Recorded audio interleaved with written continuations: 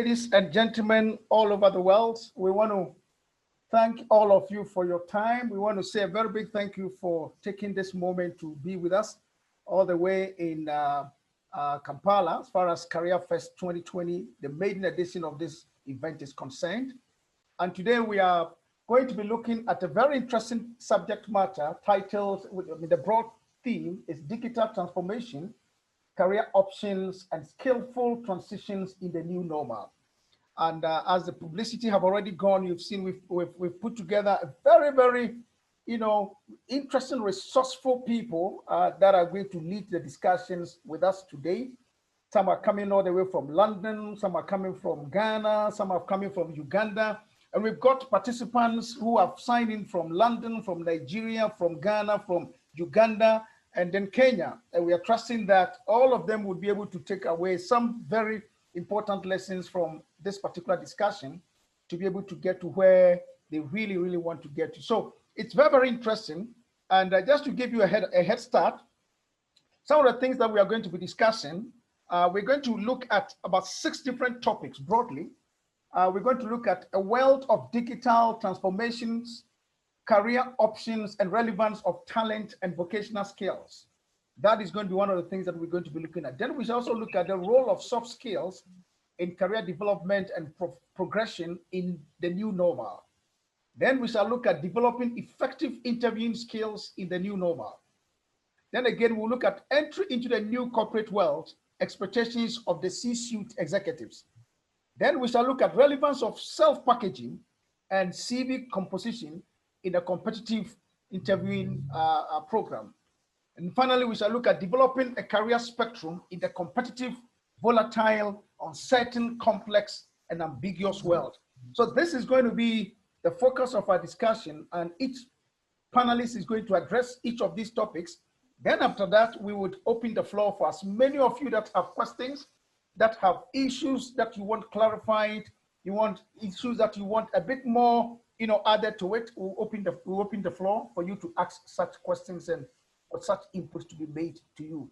Each panelist is going to be given between 20 and 25 minutes to make a presentation, and then after which we'll move to the next. And then after we've done about 4 or 3 of them, we'll break and then take a few questions, and then we'll continue in that segment. So this is going to be a 3-hour session, and we trust that we'll be able to get through it as soon as possible. So without much ado, I'm going to have one of our discussants to give us a brief remark as to the theme for the session, so that we would zoom in right from there, and so that we will be able to take as much as we can from the discussions that are going to be ensuing right from the brief remarks. The lady I'm introducing as our special guest of honor to give that introductory brief remarks is Dr. Maggie Chizozi. He's a medical doctor by profession, but he's also an interesting, when my interaction with her, I got amazed.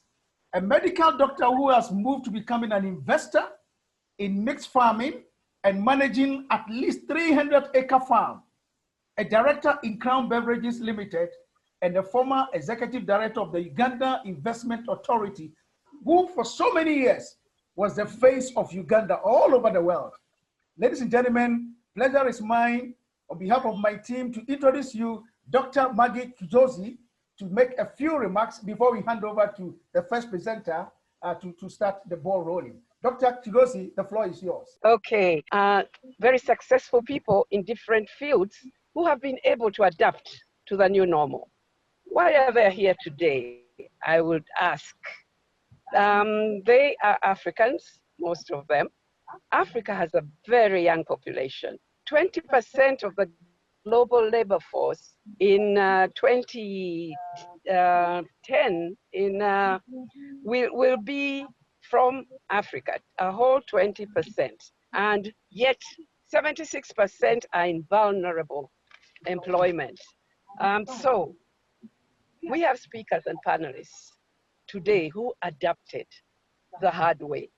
They are here to share their experiences. To the young people listening in today, and I hope as Careerfest, you'll be able to share these presentations over and over again. To the young people who are listening, they don't have to do it the hard way. The experience that the people here today are going to share with you will enable you to adapt faster.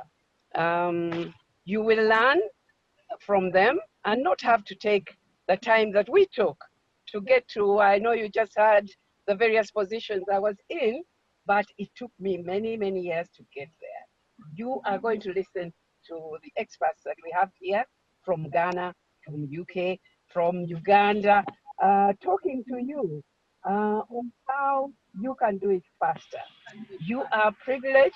You have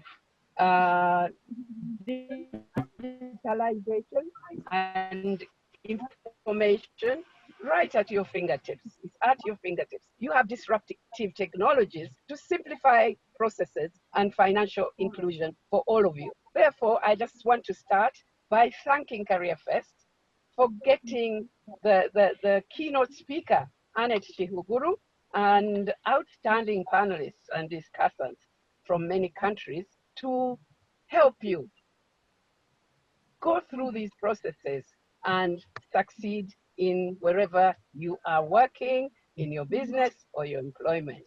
I cannot wait to hear how they adopted. So thank you very much, Careerfest. Thank you, Sheena, and I hand back to you. Thank you very much, Dr. Chigozie. Thank you for that brief and interesting and revelatory remarks that you have just made.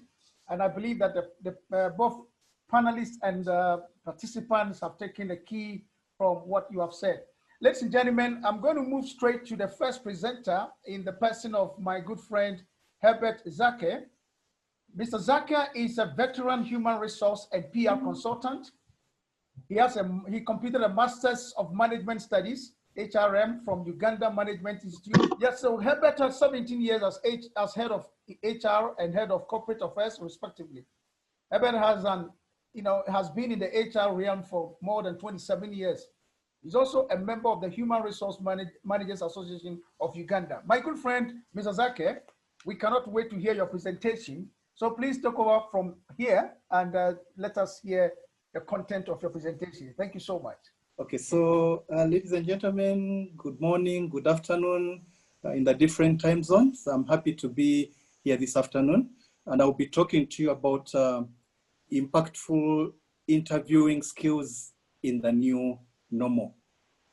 I'm going to briefly go through types of interviews, what you do before an interview, what you do during an interview, and what you do at the end of an interview. What not to do, the new normal.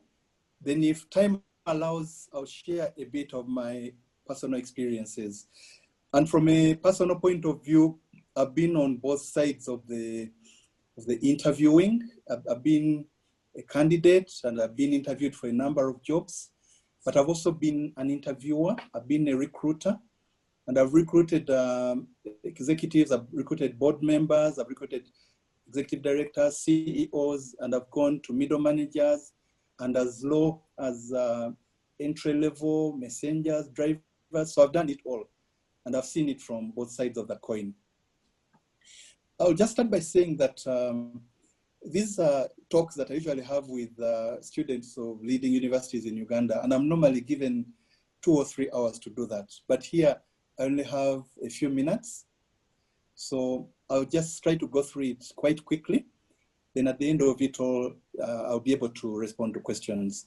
So what I would say is that in terms of interviewing skills, whether in the old or in the new normal, the fundamentals remain the same. It is more of use of technology that is coming in the new normal. And this is what we need to adjust ourselves to. And I'll start by saying that an excellent CV and cover letter will be very good, but it can only get you onto a short list. Once you've gotten onto the short list, you have to physically or attend an interview online or physically, and there you have to tussle it out with a number of other candidates, and you have to prove your worth, you have to sell yourself. So you need to prepare. it is well known that they are professional CV writers. So even the employers know that you may not be the person who actually wrote that CV or that cover letter. So what you write in the CV, you should be able to expound on when you go for the interview. So even though an interview may be between 10 and 30 minutes, most of them are about 30 minutes, you actually need a lot of time to prepare. You need hours, you need days to prepare yourself, because you have this one opportunity to sell yourself to the interview panel of the organization that you wish to join. There are a number of interviews. Most are oral, some are written, some are face-to-face. It could be a one-on-one. Some are done by telephone, and these are increasingly becoming common in the new normal. Some are done by panels. An interview panel, it could be 3, it could be 5, it could be 10. And these are the most common ones because they save on time when many people interview you. In some cases, you go through multiple interviews. You do one interview, then you do another, then you could do 3 or 4 interviews. Then there are also group interviews where different aspects are measured. You'd be a group of candidates. You could be 5, you could be 10. And here they will be looking out for leadership skills, for teamwork, for temperament, for creativity among the different participants. Some interviews are held over breakfast, lunch, or dinner. And for these ones, you still need to take them seriously, and you need to observe etiquette. If it's a 3-course dinner, for instance, know which cutlery to use. If it's a breakfast, be disciplined. Don't put different types of eggs on the table. Don't put omelette, boiled egg, fried egg, sweet bananas. I mean, put everything in moderation. Then some interviews are formal and others are informal. But even if it is informal, even if you're standing with the interviewer in his or her office, please take it seriously. It is still an interview. Some are psychometric, and there are also personality tests, and for these I'll just advise, for the psychometrics, try to be as quick as possible because they check speed and accuracy. And for the personality tests, please be yourself and be consistent. Don't tell lies because you'll be smoked out. Then in the new normal, virtual and video conferencing are becoming very, very common. So like I mentioned, an interview may take 10 to 30 minutes on average, but you need a lot of preparation. Please research about the company. Know about its vision, mission, values, or culture, core business, the main products and services, its history, its SWOT analysis, strengths, weaknesses, opportunities, threats, the strategic plan. And this information is widely available. Most organizations have websites. If you can't access a website, go to the annual report or look at a brochure or a flyer. In addition, please talk to someone working in the organization. Or if you can't find someone in that organization, then talk to someone in the industry. It could be banking, it could be insurance, it could be telecoms. And this should not be confused with lobbying. Talking to someone and inquiring about an organization is very, very okay. And it could give you a competitive edge over other candidates. Research about the competition in that industry, then research about the job or that position, the duties that were displayed in the advert. And lastly, talk to someone who is doing that job, either in that company or in the industry, to share with you about insights, about the duties and responsibilities, as well as expectations. What to do during the interview? If it's a physical interview, please arrive early. 15 minutes is good. Someone once said that it's better to be 1 hour early than 1 minute late. And even if it's a virtual meeting, if it's online, please keep time. Please be on 10 to 15 minutes before the start time. When I was head of HR, if you came late for an interview, that would be the end of the conversation. If it's a physical interview, be nice to the receptionist. If it's a Zoom call, be nice and hospitable to the host. Again, some of these areas are for the physical and others are for the virtual, but they all come into play. If you're entering the interview room, ask for permission to sit. Make eye contact with the interviewer or the panel when they ask questions and you're responding to them, or look into the camera if you're using a gadget. If you're meeting physically and you're shaking hands, shake them firmly, hold the hand firmly. You may need to social distance or wear a mask.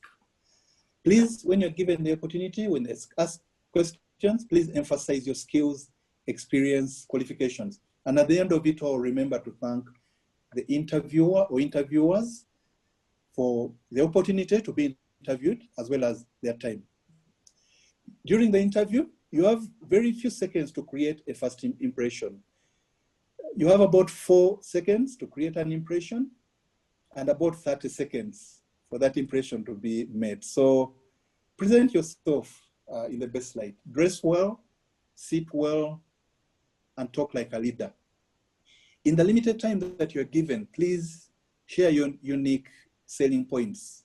And this could be knowledge, skills, networks, mental abilities, creativity. You could be bilingual, speaking more than one language.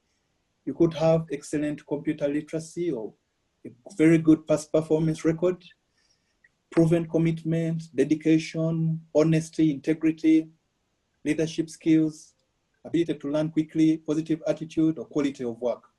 All those are unique selling skills that could place you at an advantage compared to your competitors or other candidates. Then at the end of the interview, usually you're given an opportunity to ask a question. And on many interview panels, I've had candidates saying, no, I don't have any questions, or we've pretty much covered everything. Please don't be such a candidate. Please ask 1 or 2 questions. At worst, ask, when can I expect to hear from you?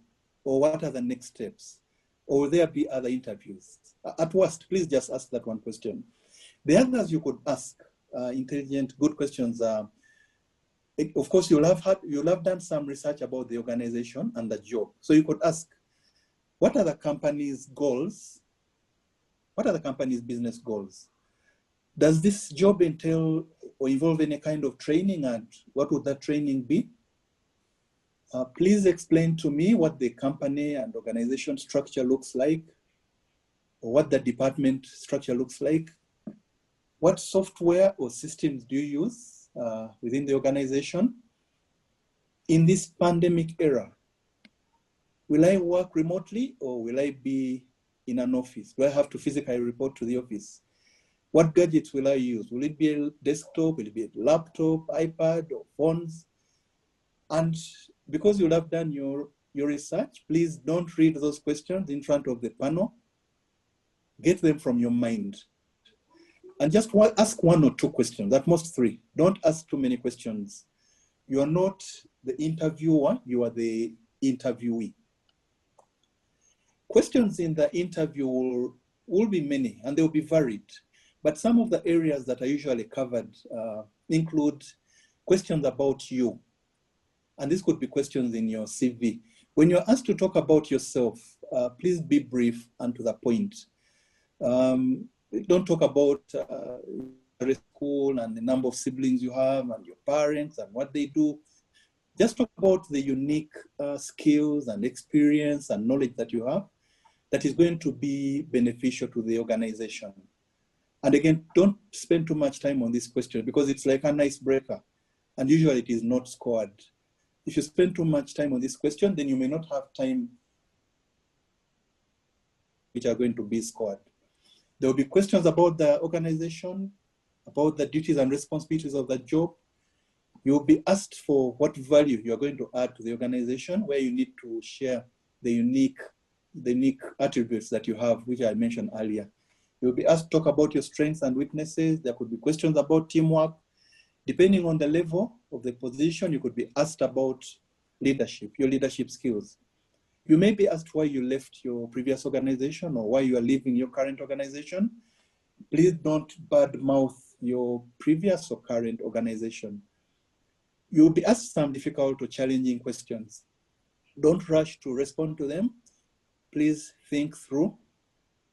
and seek clarity. You can ask the interviewer to repeat the question or paraphrase it, and by that you are buying some time to think about it and think about the response. You will be asked about your salary expectations. And for this, again, you'll have done your research about positions within that company and the industry. So you could have a figure in mind. Then you'll be asked about your availability. When will you be able to take on the job? Usually 2 weeks to a month is good. Don't say that you are available immediately or I'm available tomorrow, because that will show that you are desperate. What not to do? Don't forget to switch off your phone. It can be very irritating when you're in an interview and your phone starts ringing, and some phones have peculiar ringtones. Don't do that. Don't chew gum, don't eat sweets, don't slouch in the chair, please sit up. Don't exhibit negative language, negative body language. It will be read through by the panel. I mentioned don't be late, don't even be 1 minute late. Then please dress appropriately. So ask for the dress code beforehand. If the dress code is formal, please dress formally. If it is informal, if staff wear jeans and t-shirts, ask if that is okay for you to do the same. Don't frown, don't look unpleasant, don't look unfriendly, both on the screen and whether it's a physical interview, because these are going to be people that you're going to work with, and they would want to work with someone with a pleasant personality. Don't discuss politics, religion, or sex.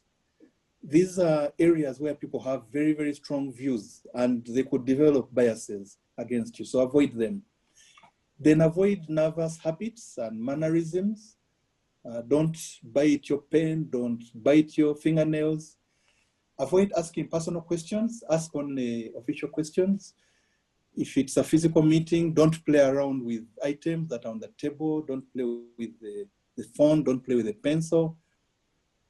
Then, like I mentioned, don't badmouth current or previous employers. Don't change your interview date or time unless it's an emergency, because it's not easy to organize interviews. The schedules are tight. There are many candidates to be interviewed. The interviewers are coming from different areas, from different jobs. Then don't ask about salary and benefits directly. Again, the employer, prospective employer may think that that is what you want for the job. Now, I'll focus a bit on the new normal before I end. Like I said, these principles are fundamentally the same. They won't change even in the new normal. What is changing in the new normal is mostly technological advancements, which we need to embrace. So in the new normal, many organizations are laying off staff, but don't be deceived. There are many other organizations which are recruiting, so don't be discouraged. Some organizations are reinventing themselves in the new normal, and new organizations are coming up to seize the opportunities that the epidemic is creating.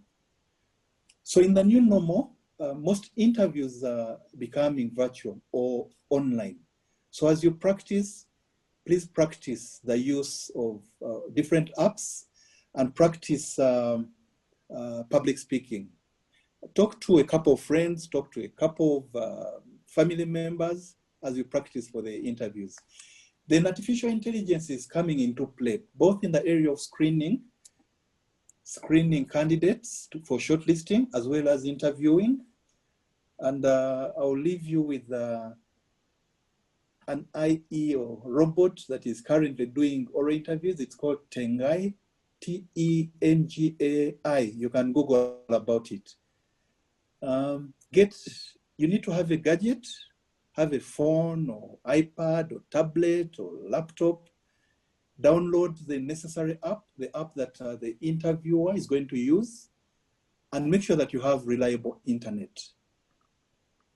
There are many applications into play. There's Zoom, there's the older Skype, there's Google Meeting, Slack, BlueJean. There are quite a number. So familiarize yourself with them before the interview and make sure that you can work with them, you can manipulate them. And because a lot of working is now going remote, is being done by remote, interviewing is also taking the same trend.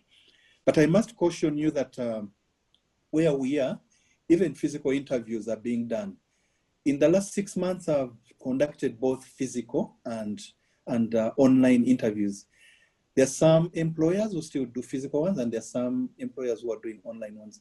And there are also some employees who, given the choice, would prefer the physical ones. So you need to be prepared for both. Please dress well. Like I said, dress according to the dress code. If you're doing an online interview, again, dress well. Wear a jacket, wear a tie. Don't wear shorts, because something could scare you and you stand up and then the interview panel will see that you're wearing shorts and they're not going to take you seriously. And again, don't be flashy, put reasonable makeup, don't have unkempt hair. Please have a simple background, preferably plain, don't have too many things in the background, and have minimal distractions. Don't have children who are going to cry, don't have dogs barking in the background, cocks crowing, don't be at a construction site. And if you can't avoid these distractions, then please inform the interview panel in advance so that they are aware that there are these distractions. And it could be a plus for you because they may actually know that you can work in distractions. If it's a physical meeting, observe social distancing as well as the use of masks. Then as I end, I'll end with a quote from my friend Emmanuel. And the quote is that always remember that people buy into you as an individual first before they buy into what you're selling. So thank you so much, ladies and gentlemen. I'll be happy to take on questions, both about my presentation as well as my personal experiences at the end of the session. Thank you so much.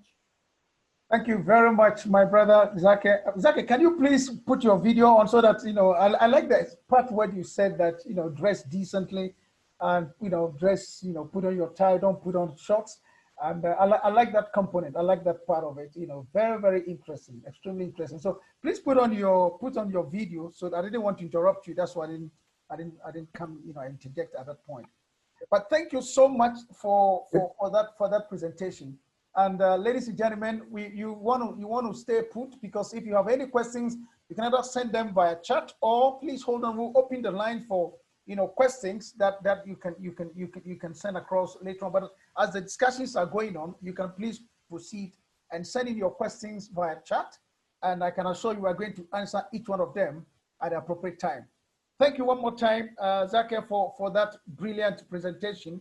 And I know a lot of people have questions that will come up. Interestingly, some of the questions that came up during the pre-webinar survey, fall in line with some of the things that you have said. So along the line, we shall drop some of these questions in so that we can address them. Thank you so much. Yes, that's the brilliant face that you just showed us. All right, so we're going to move on to the second presenter, who is currently he's the executive director and head of corporate and investment banking at Stanbic Bank Uganda. Emma Mugisha, as we know her to be, sweet lady, before that she was the bank's head of transaction and corporate services, corporate and investment banking. Ms. Mugisha is a seasoned banker with expertise in commercial banking, product development and commercialization, as well as treasury management. She is a board member of Program Investment Committee. She holds a Bachelor of Arts in Social Work and Social Administration from Makerere University and a Master of Business Administration and General Management from the Rotterdam School of Management, Erasmus Graduate School of Business. She has over 15 years of banking. Emma, I mean, your CV intrigues me. I mean, somebody from social background, all the way, you move such a swift career transition.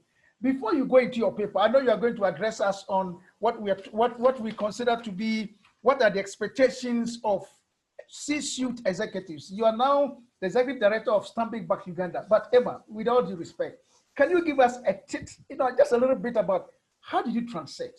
I mean, from social work, so this, my goodness, please, over to you, Emma. Thank you, Emmanuel. Thank you for inviting me. It's my pleasure to be here. And interesting. So my journey started about 23 years ago. So I've been in the financial sector for that long. I always knew I wanted to be a banker because I had an auntie who knew how to count money. She actually was a teller with the stand chart.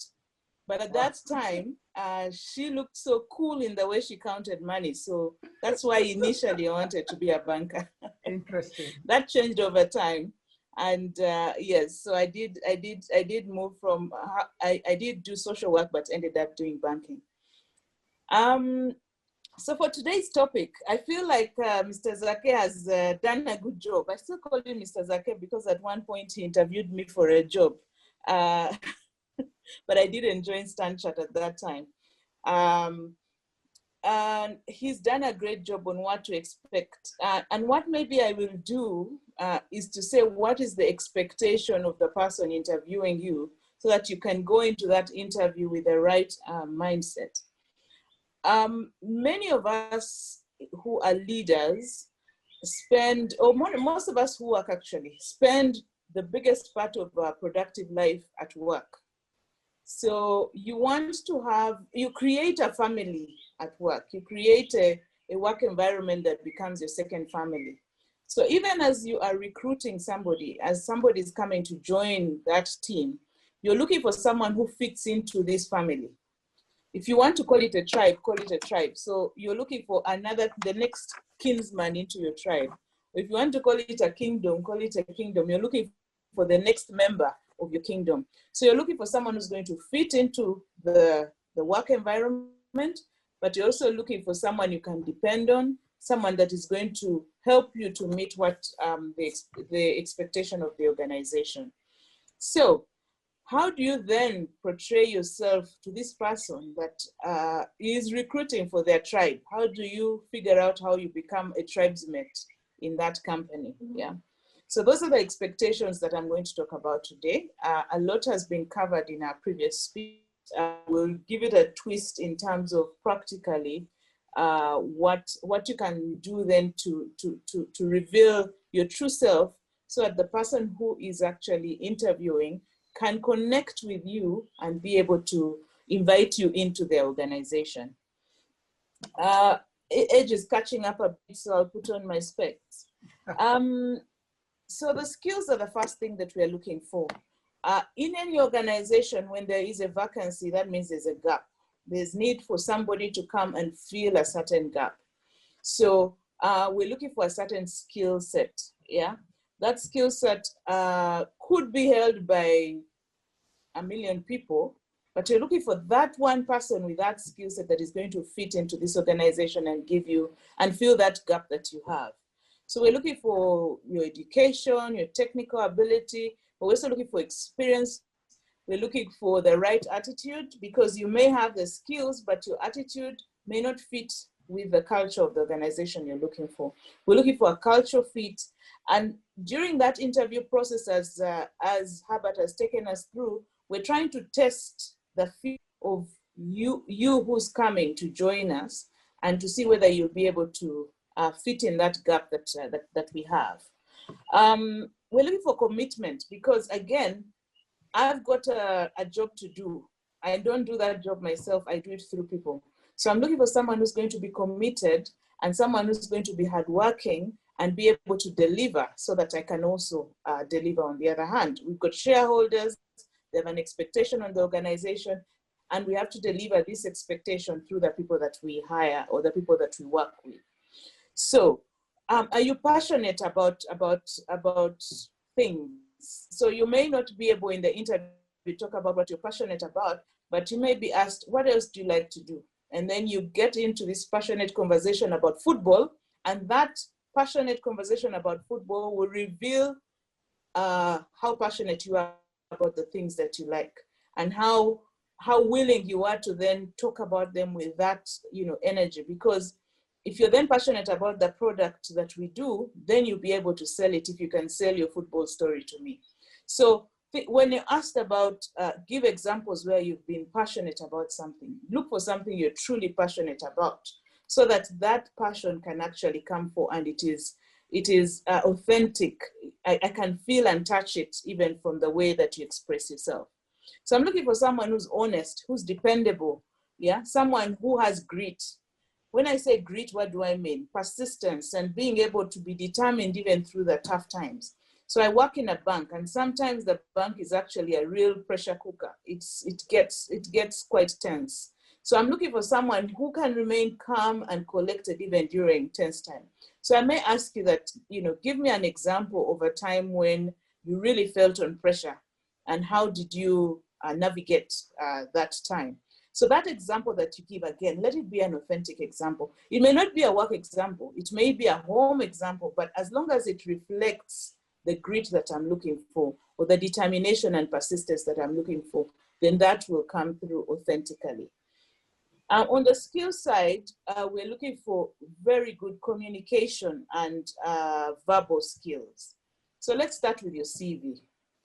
If your CV has typos, if your CV is not properly aligned in the way that you've presented it, if you can't sell yourself on your communication skills with the first piece of paper that announces you, then I'm going to lose confidence in you already, even before I meet you. So if you are looking for a job, go back to your CV, have a look at that CV. What is the level of excellence you put in your CV, in the presentation of yourself on your CV? Just look at the typing and the spelling. Make sure there's not even one spelling mistake. There's some people whose minds are attuned to pick up the first spelling mistake that you make. Okay, you can't do it through spell check in Word. Word will do it for you, yeah? You cannot announce yourself.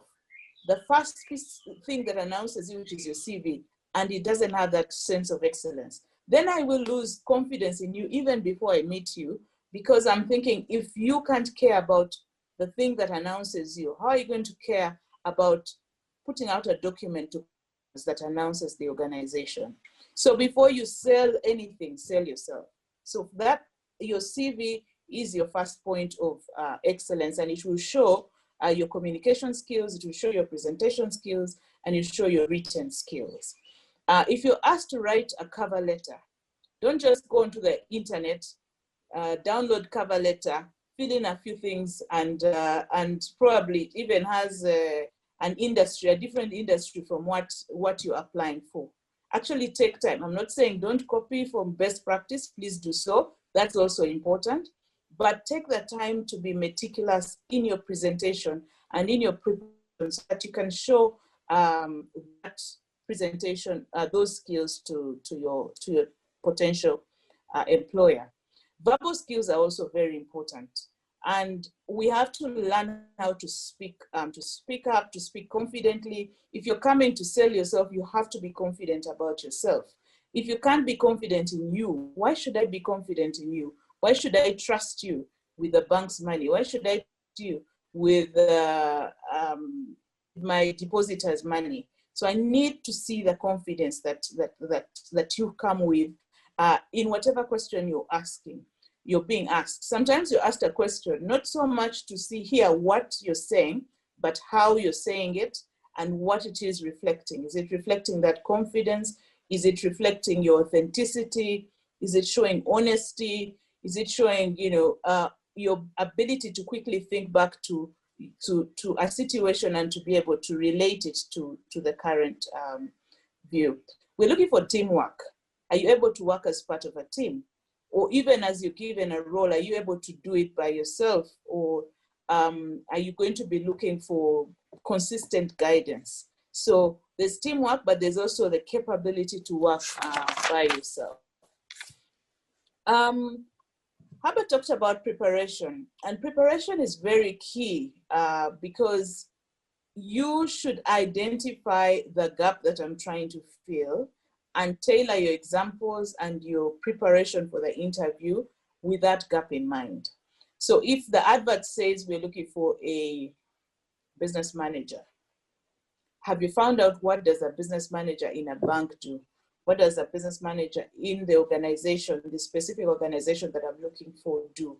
Do you have that uncle who did banking or who's doing banking, or that friend or that colleague who was in your school, yeah, before? Find that person and ask questions and get prepared, so that, again, you will be able to show more, you'll have an edge over someone else who wasn't prepared. For example, if you're two candidates with exactly the same skill set, but you are prepared, you will have an edge over the other candidate. In the new normal, we're talking about utilizing internet, utilizing, all of us are trying to sell online. We're looking at all these trends in the new world about data, utilizing data, security, and Internet of Things, artificial intelligence. Now there's even a robot that can interview you. Herbert has just told us. How up to date are you with these new trends, and how are they relevant to whichever organization that you're trying to interview for? And there's so much information on the net. Every time I'm in my car, I will look for a TED Talk. I'll look for a video or an audio on a particular topic that I'm interested in. And instead of listening to some, news or music, I would just be listening to these things, and I learn a lot. And these are available for each one of you. Again, our young people like to spend time on Facebook and on Twitter and on Instagram, but there's a lot more on the internet that you can learn and that will help you prepare for the new world that is here with the new trend. So there's so much information, there's so many skills you can pick up. During COVID, we saw quite a lot of very interesting courses from the different universities like Harvard that were free, because you could go online and sign up for these courses and do them. Imagine if you did one of those courses and you were able to give that example in an interview. That immediately will give you an edge, because you are, keeping yourself abreast with what's happening in the new world. So you need to be able to demonstrate those skills and to seek out ways to show why you are a better candidate than other candidates. You need to know why you stick out and why you are the right candidate to take the role. The other thing that I'd like us to think about would be, are you able to solve problems? For example, banking is a lifelong industry and probably becoming extinct as well. Imagine if you can think through a product or a new way of doing things that the bank would need. And as you come to that interview, also coming with an idea of creating value or of being able to enhance an existing product, such that from the beginning, I can see you as a problem solver and also someone who can create value. That immediately gives you an edge and helps you to stand out as the right candidate and to stand out of the crowd. So in conclusion, any person in leadership in an organization is looking for somebody who will fit culturally, somebody who will have the right skills, somebody who will have a sense of excellence, somebody they can trust and they can know that they will be able to deliver exactly what we need. Or they have the potential to learn, because an industry like banking is not something that you learn in class. Even if you did a banking course in class, I did social work and I've done banking all my life. So as long as you show that you have the potential and the hunger to learn, that potential could be what the organization is looking for. So we're looking to connect, we're looking to find somebody we can trust. So how do you, the way you say the things that you do, the way you dress, like Mr. Zake said, if you come sloppily dressed for a banking role, you're probably, the door has closed even before you enter, because you're going to be a brand representative of this organization. So the way you speak, the way you, your confidence and the way you reflect yourself is what is going to get through that door. Thank you very much for this opportunity, and I hope I've been able to give you a sneak peek into the mind of the C-suite executive, and that will help you in your next role. Thank you very much.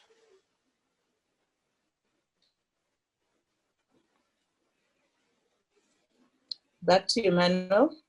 Thank you very much, my dear Emma. That was brilliant. That was fantastic. Very, very fantastic. Now, Zaki, are you still on there? Are you still on the line? Yes, I am. Fantastic. Emma, between the two of you, there's a question that I want to throw at you guys. Whilst the next presenter, get ready to join us, I mean, to come with his presentation. The question, we did a pre-survey before this, webinar. We sent out emails to people to tell us what are some of the problems they are confronted with as far as career issues are concerned. A couple of them came up, and I want to throw this out so that Emma and Mr. Zaka, both of you can share your thoughts on this. The first question says, how do I get motivated to upskill without being sponsored by my organization? A very interesting question. So what I'll do is that I would ask either of you to make a few remarks on this, and then I'll throw in the second question, and then so Mr. Zaka, you can shoot first.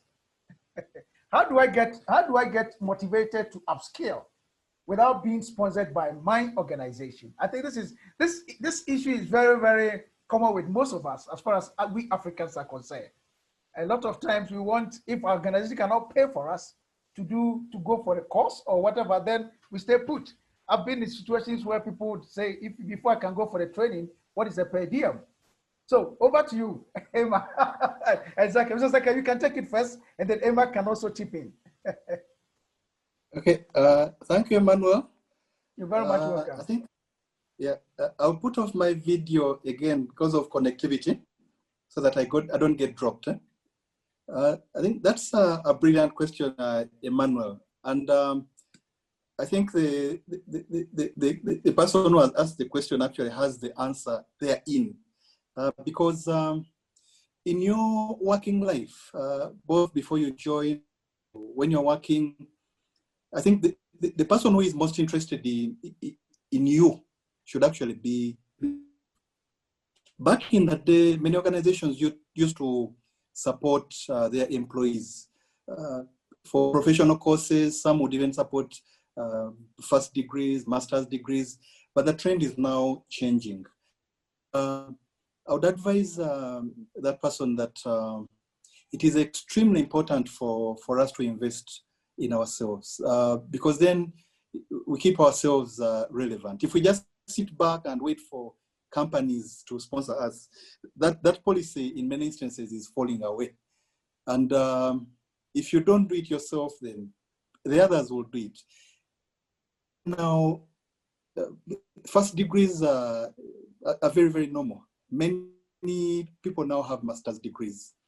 So if you sit back and wait and you don't invest in yourself, you're going to lose out. So I would advise that person to invest in himself or herself. If it's professional qualifications, please do it. If it's a certification, whatever you add to your skill set is an asset. It is an investment into you. So don't even think twice about it. As long as it's relevant for your career, just go for it. All right, Emma, so what's your take on this as well? Thank you, Mr. Zake. Thank you very much. Emma, what's your take on this as well, please? So my take is that my career is mine, irrespective of where I'm working. Sure. So over the last 23 years, I've worked for Faulu, City, Barclays, Uganda, Barclays, Kenya, finally Stanbic. Some things I learned at City, I am using now at Stanbic. And if I had learned for that particular employer, or if I had done whatever I needed to do for that particular employer, I would have missed the opportunity. So whatever you need to do is adding to your arsenal of armory. So it should be for you. Whether your employer can sponsor or not sponsor is irrelevant. What is important is where are you going and what skills do you need to get there? And if you need to cut down on other areas to accommodate that skill level, It's only for you, and it will make you a better person, and it's an investment in yourself. So self-investment is really for you, not for your employer. Your employer may benefit, but it's really for you. Wonderful. Emmanuel, can I add on something? Yes, please go ahead. If you don't Go mind. ahead, Zaki. Yes, go ahead. Yeah. Go ahead. Yeah, Emmanuel, I'll just share my personal experience. Mm-hmm. I worked with Standard Chartered Bank for 22 years. Wonderful. And for all that time, I just had a master's degree. And I was the head of HR, I was the head of corporate affairs. I was comfortable. Right. The bank wasn't really looking for qualification. But when I left in 2015, and I needed to go into consultancy, I realized that a first degree is not enough. So I enrolled for a postgraduate diploma at UMI and in human resources, and I did it, I completed it. After that, I upgraded to a master's because I knew that for consultants, I needed a master's. Sure. No one can take you seriously as a consultant when you don't have it. So I invested in it. And I'm currently pursuing a coach certification course. Again, I'm paying for myself. Wow. When I finish this, I intend to study French. What I'm saying, and I'm 50 years old, I'm still investing in my learning at 50. That's I'm good. competing with my children for school fees. So investing in yourself, and this goes beyond even education. Even your career is in your hands as an employee. Don't wait for your manager to look out for career opportunities for you.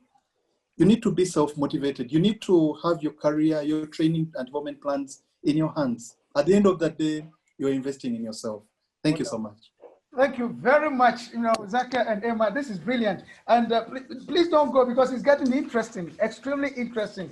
I'm looking at some of the questions that were sent, and I've seen some chats that have come in so far. It's amazing.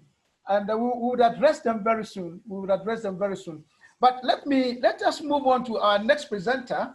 And I'm going to go all the way to Ghana to make his presentation. And I'm talking about a gentleman by name Ibrahim Kwame Asante, who is a man of many hats.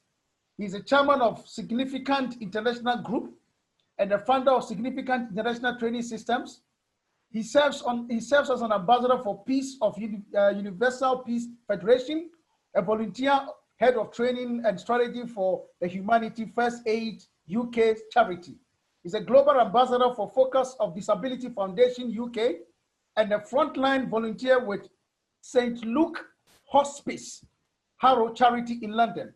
I can go on and on and on and on and on, but I'm not going to go into that. So I'm going to go all the way to Ghana, and I invite my friend and my brother, Asante Ibrahim, to make his presentation. Mr. Asante, if you can hear me, and I know I can already see your screen, so please take over and go ahead with your presentation. The floor is yours. Fantastic. Thank you very much, my good brother Adeyemi, for this wonderful opportunity to share about developing a career spectrum in the competitive, volatile, uncertain, complex, and ambiguous world. I am Ibrahim Kwame Asante, as he has rightly introduced me. Let's quickly go through. I have 25 minutes to do this presentation. I hope you can see my screen, the shared screen. You can see it. Yes, we can see. But can you use the slideshow so that it can take the use the slideshow? Yeah, exactly. Thank you so much. Thank you. Fantastic. So the first and foremost objective for this 25 minutes is for us to identify the level we want to operate from. What level do you want to operate from? Secondly, to learn to lead and manage. Be agile, be flexible. And finally, we would look at some of the personality traits, the personal characteristics and traits for peak performance in this volatile, uncertain, complex, and ambiguous environment that we operate in terms of career development. Now, let's look at identifying the level we want to operate from. There are 4 levels I want to recommend to us today. The first level is the survival level, where people who do easy to do things, the low performance, people who just go for the low hanging fruits. That is the level in which they operate. The second level is the stability level, where average performance, people who do the difficult things, the difficult to do things, they survive. The third level is the successful level, where high performance is required. And this is where those who do the impossible to do, they thrive. But ultimately, ladies and gentlemen, the significance level, that is the level at which professionals perform. And that is the level the 21st century volatile, uncertain, complex, and ambiguous world is demanding for. And it requires beyond imagination activity, beyond imagination thinking, beyond imagination action in the right direction. So, ladies and gentlemen, if we keep doing the easy things, just get yourself a CV, write it anyway, anyhow, you don't even bother about the format, you don't bother about the company you want to work with, you don't bother about the levels, then the result is survival. If we just do the easy things, we will survive. If we do the difficult things in our career search, in our career maintenance, and in our career progression, I want us to look as looking for the career, then staying in the career, and then progressing. The thing of a job for life is no more. There is a lot of uncertainties. Companies are collapsing. Companies are retrenching. People are being laid off. It is no more enough to have a PhD. Some people in some circles call it a permanent head damage, or a master's degree, or any form of degree for that matter. You need to rise up beyond that. Go beyond the impossibilities and then beyond imagination. Now, let me look at the objective 2. We must learn to lead and manage. The first thing we must learn to lead and manage is our thoughts, because the thought becomes things. And when I get to the mindset segment, I will expand more. Then you must learn to lead and manage yourself, online and offline. Ladies and gentlemen, our brand is what people buy. This day and age, people will Google your name before you even attend an interview. People will Google your name before they have a meeting with you. People are going to Google you. And the question is, what will they see? What impression, what brand, how have you positioned yourself through your activities, online and offline? Very important to note that. If you only do online, your boat is like rowing a boat and you just paddle one side of the boat. Your boat will go round in circles in one way. If you are only still stuck in the analog offline, your boat will go the other way. But if you can balance and focus and do online and offline, then your boat will move forward. And as such, we need leadership and management. And under leadership, there are 4 key elements we need to look at: scanning, focusing, aligning and mobilizing, and then inspiring. In management or under management, we need to look at planning, organizing, implementing, monitoring, and evaluation. You need to scan yourself, your thoughts, yourself, your actions when you're looking for the job. And when you get the job as well, you need to scan the environment. This environment I am in, what is required of me?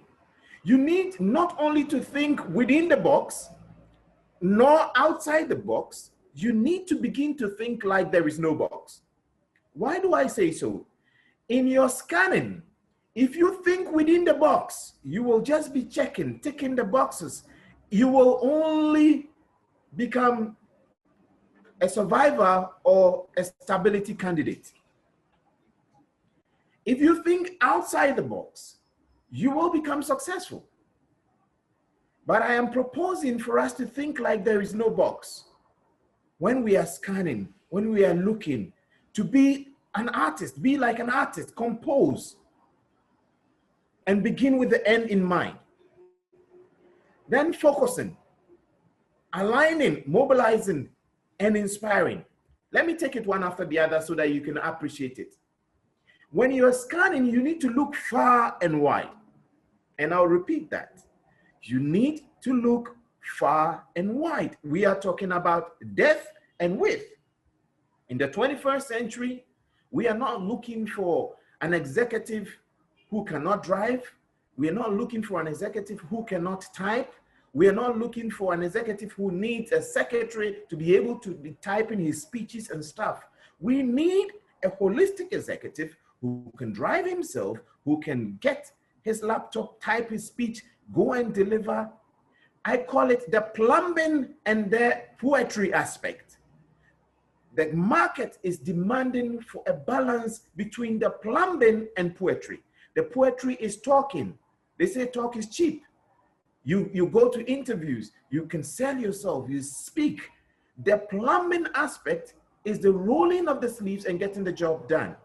In the 21st century, you need the high tech and the high touch, the soft and the hard skills. Assess yourself, your strengths, your weaknesses, your opportunities and threats. Do personal assessment. What do I want in this whole industry? Where do I want to be?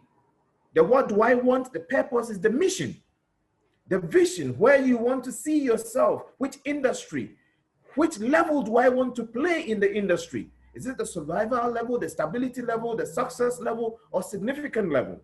Knowing the level will determine the effort, whether you're going to do easy to do, difficult to do, impossible to do, or beyond imagination. Now, after scanning, you need to focus, zoom in onto your field of excellence. You see, professionals are different from amateurs. The market, the 21st century market, is looking for professionals. And I dare to ask, what is the definition of a professional? So many definitions will come up. But my humble definition is a professional is someone who can guarantee results. So the question you ask yourself, am I able to guarantee results in this 21st century? And if you can guarantee results without being monitored, without being pushed, without being cajoled around, definitely you get paid. The difference, people ask me, Ibrahim, between a professional and an amateur is that simple, professionals get paid, amateurs don't get paid.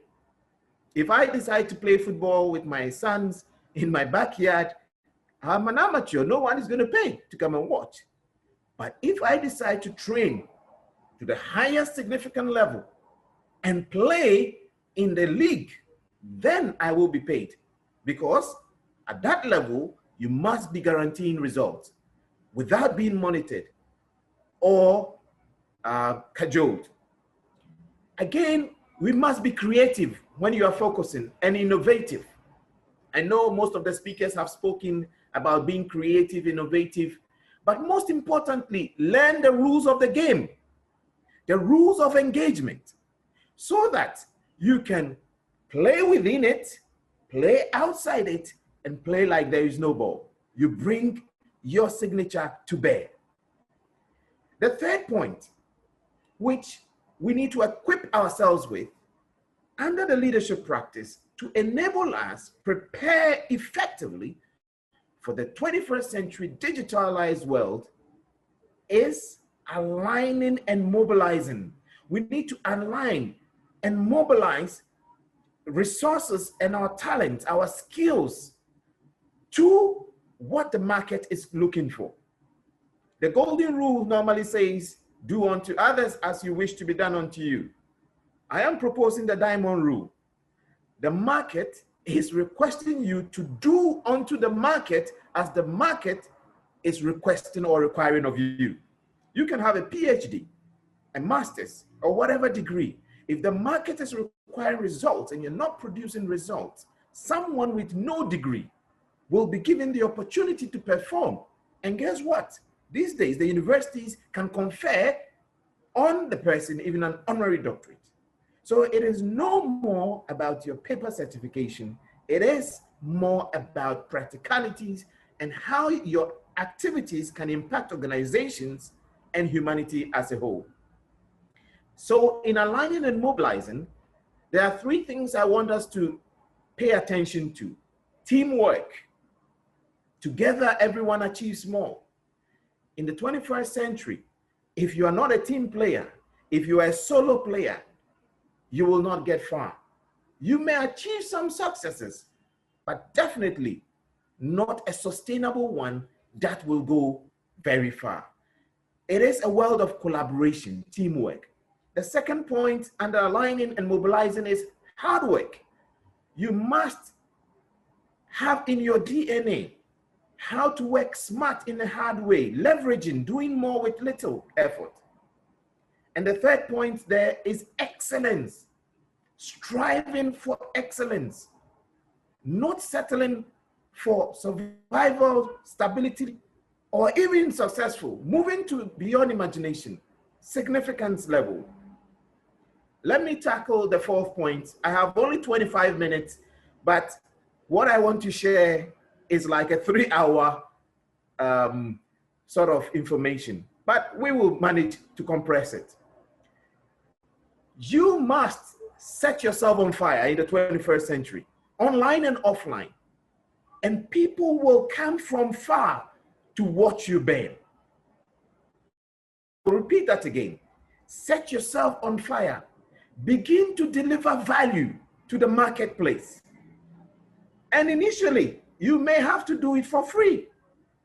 Remember, professionals are the ones who get paid. Amateurs don't get paid.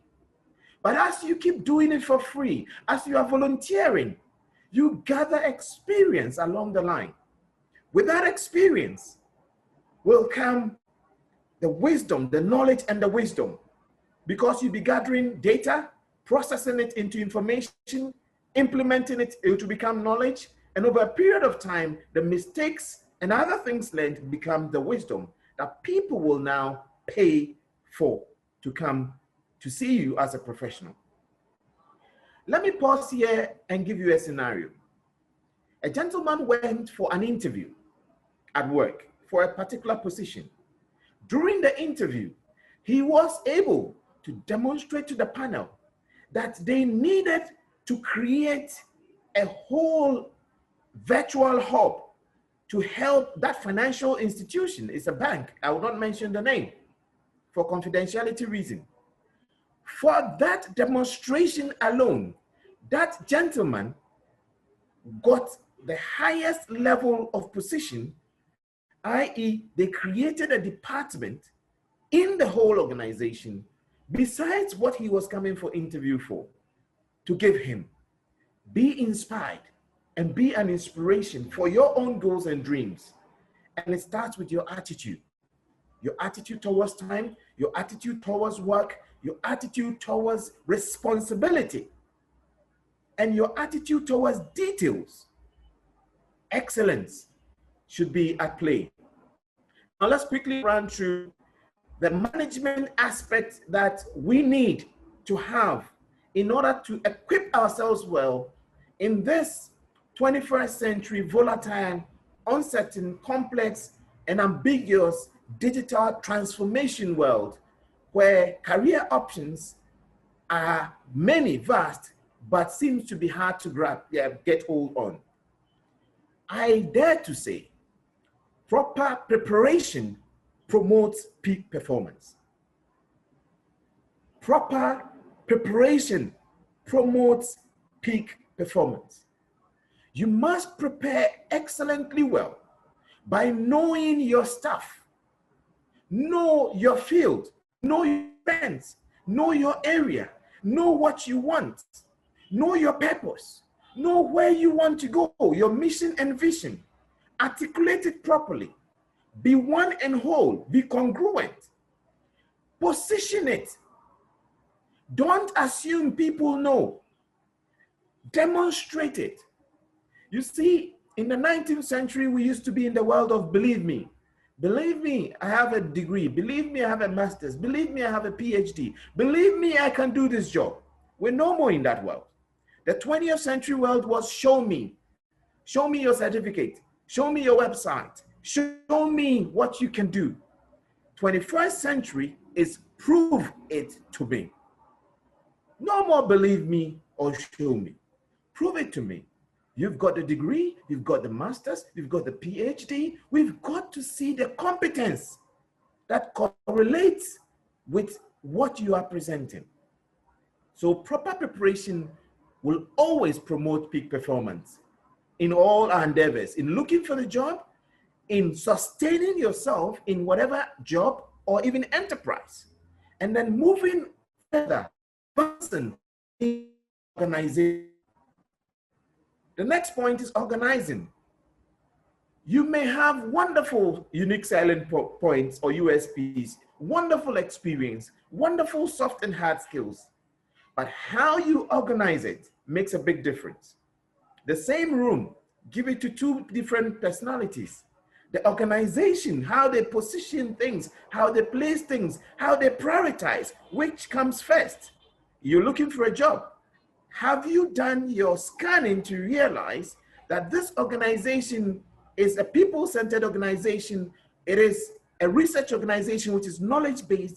Therefore, I will position the qualification first, or the experiences first, or the soft skills first. Or you're just going blind and picking any template on the internet and doing the same. Let's move on to implementing. In implementing for your job search, even having a sustainable career within a job or getting advancement, you need to act. I cannot overemphasize the point of action, action, action. They say that ignorance on fire is better than knowledge on ice. And I repeat that again, ignorance on fire is far better than knowledge on ice. No need knowing the stuff and not acting. No need knowing all the rules and regulations and not implementing. No need knowing how to do it and not helping others to achieve it. And it's not just about acting.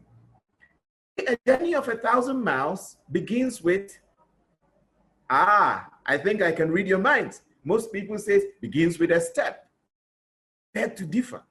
If we are going direction and you take one step in the opposite direction, the question is, have you begun the journey? And the answer is obvious. You have not. So a journey of 1,000 miles, I say, begins with a single significant step in the right direction. So in your job search, you need to take significant steps in the right direction. Know which organization you need to work with or you want to work with. Visit them online and offline. Know their culture. Go, be like a spy. Go there, study, and try to imbibe that culture in yourself. Ask for someone who has been in the position you want to be in the last 5-10 years.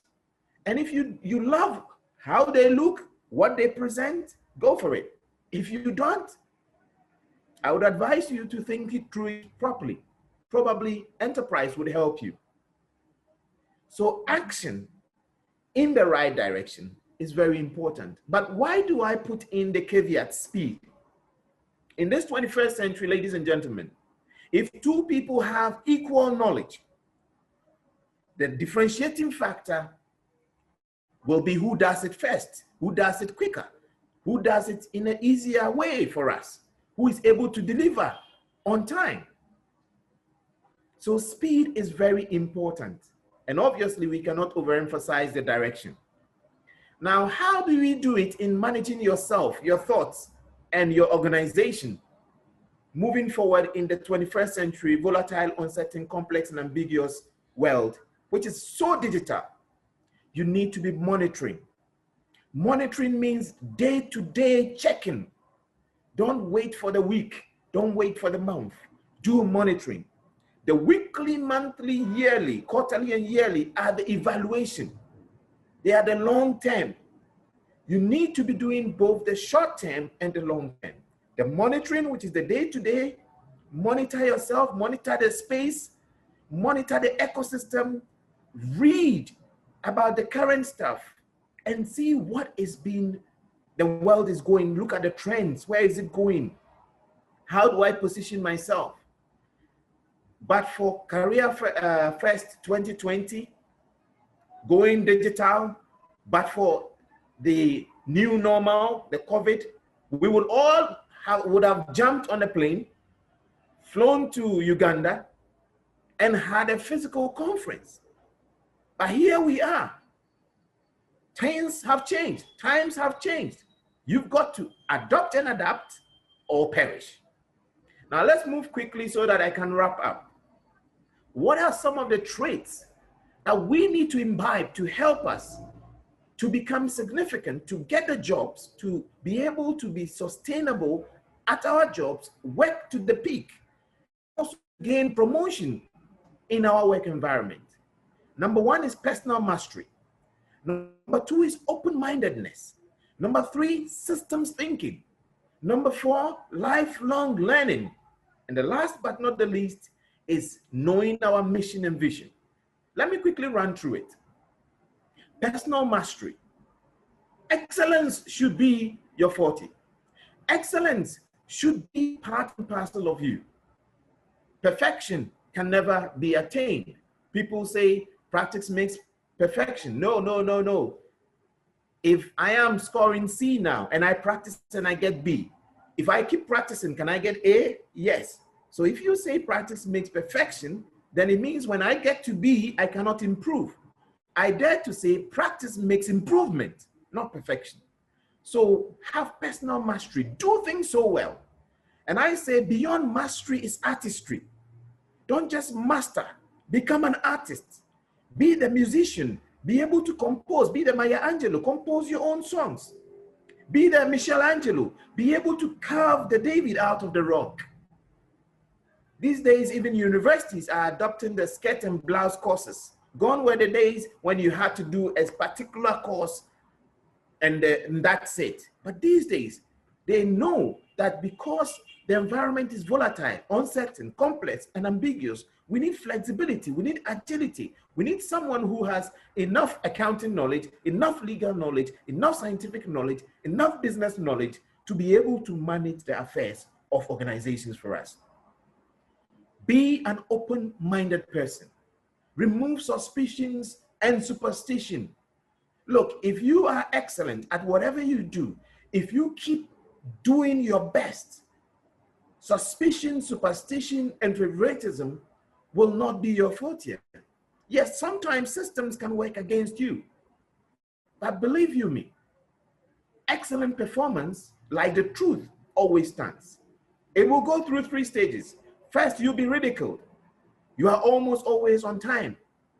6:30, 7:30, you are at work, you are at desk, or you are online. When you are sent a text message, you respond. When you get an email from your prospective employer, you respond immediately. When you are already employed, you respond to meetings. You go on time, before time. You respond to your emails, your text messages. That is part and parcel of being open-mindedness and not letting religion, for example, cloud your mindset when you are operating in this 21st century. Believe in God if you are a believer, but do not let it cloud your mindset in your working. Systems thinking, quickly, remember that whatever you do affects others, and you must think beyond yourself. That CV you are writing, is it a personalized, is it a selfish CV, or is it a CV that when read by someone, you realize you are a selfless person and you are thinking of giving rather than taking? Remember this, it is always give and take, not take and take. People don't care how much you know, whatever degree you have. They want to know how much you care. So have that system thinking mentality. When you're looking for a job, when you get the job, and when you are working towards getting progress within your job. Lifelong learning. Improve yourself all the time. They say empty barrels makes the most noise. If you think that you know it all, it means you know nothing. Ladies and gentlemen, I always do this. You see, you can do this. Make a circle out of your fingers, and I put it on my forehead. The moment I begin to feel, Ibrahim, you know it all, I do this, and it humbles me. Why does it humble me? All the knowledge you and I know is within the circle. Now look beyond the circle, outside the circle, the space here, and the space within the circle, which is bigger. Obviously, the space outside the circle, it's unlimited. So what you don't know is greater than what you know. Keep learning every day. Read, study, and meditate. You may ask, what's the difference between reading and studying? The difference is critical observation. If you merely read, you will survive. If you keep studying at your field, you will be stable. If you meditate on it, you dream about it, you think about it, your mission, your goal, what you want, where you want to be, the levels, and you apply yourself humbly, you will be successful. And then when you go beyond imagination, that is when you become significant. Constantly practice. Never give up. And have a strong mission. Your purpose is very, very important. If your purpose is not strong, all the scanning, the focusing, the aligning and mobilizing, the inspiring, planning, organizing, implementing, and all that will not be of help. And then your desired future destination must be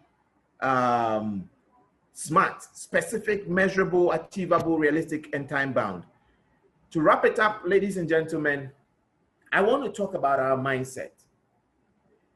This is the digital transformation, career options, and skillful transitions in the new option, in the new normal sort of career festival 2020. We must have positive and progressive mindsets. I always say good or good, yes or yes, true or true. Why? Because what you think of, the moment you begin to think, I cannot do it, I cannot succeed, I have tried enough, I can't, you will begin to feel it in your heart. Whatever you think about, you feel it in your heart. And the good book says, out of the abundance of the heart, the mouth speaketh. Here, let me pause and show the difference between talking and speaking. Talk is cheap. Speak, I've never heard is cheap. They write the names when we're in school. If you talk too much, they write the names for talkatives, not speakatives. If there's a parliament in your country, the speaker is called the Speaker of Parliament, not the Talker of Parliament. So here I am reiterating that we should think positive and progressive, and we will feel positive and progressive. Our sayings should be positive and progressive. Our actions will be, and over a period of time, our habits, our character, and then that will impact our future. Ladies and gentlemen, to end my part of this session, I would like to touch on coaching and mentoring. You see, like in the football match, why do experienced players, those who have the skills, they know how to play, why do they need coaches? One may ask, and I will answer it. You will need to have a coach and a mentor because in the field of play, the players, no matter how skillful they are, they have a limited vision. That is why on the screen, you will see they draw a circle around them. They don't have the bird's eye view. But the coach who sits on the bench, who may not be as skillful as that player. I say if the coaches were skillful like the player, they would be playing. But the coach is experienced. And experienced through a lot of mistakes and a lot of encounters, engagements. They sit on the bench, they have a bird's eye view, so they are able to tell the skillful players who don't have a bird's eye view on the field that, hey, Ibrahim, hey, there to me, hey, Honorable Councillor Adeyemi or Adams, where you are going, the opponent is so strong. That is why when you go to that, ball is always taken away from you.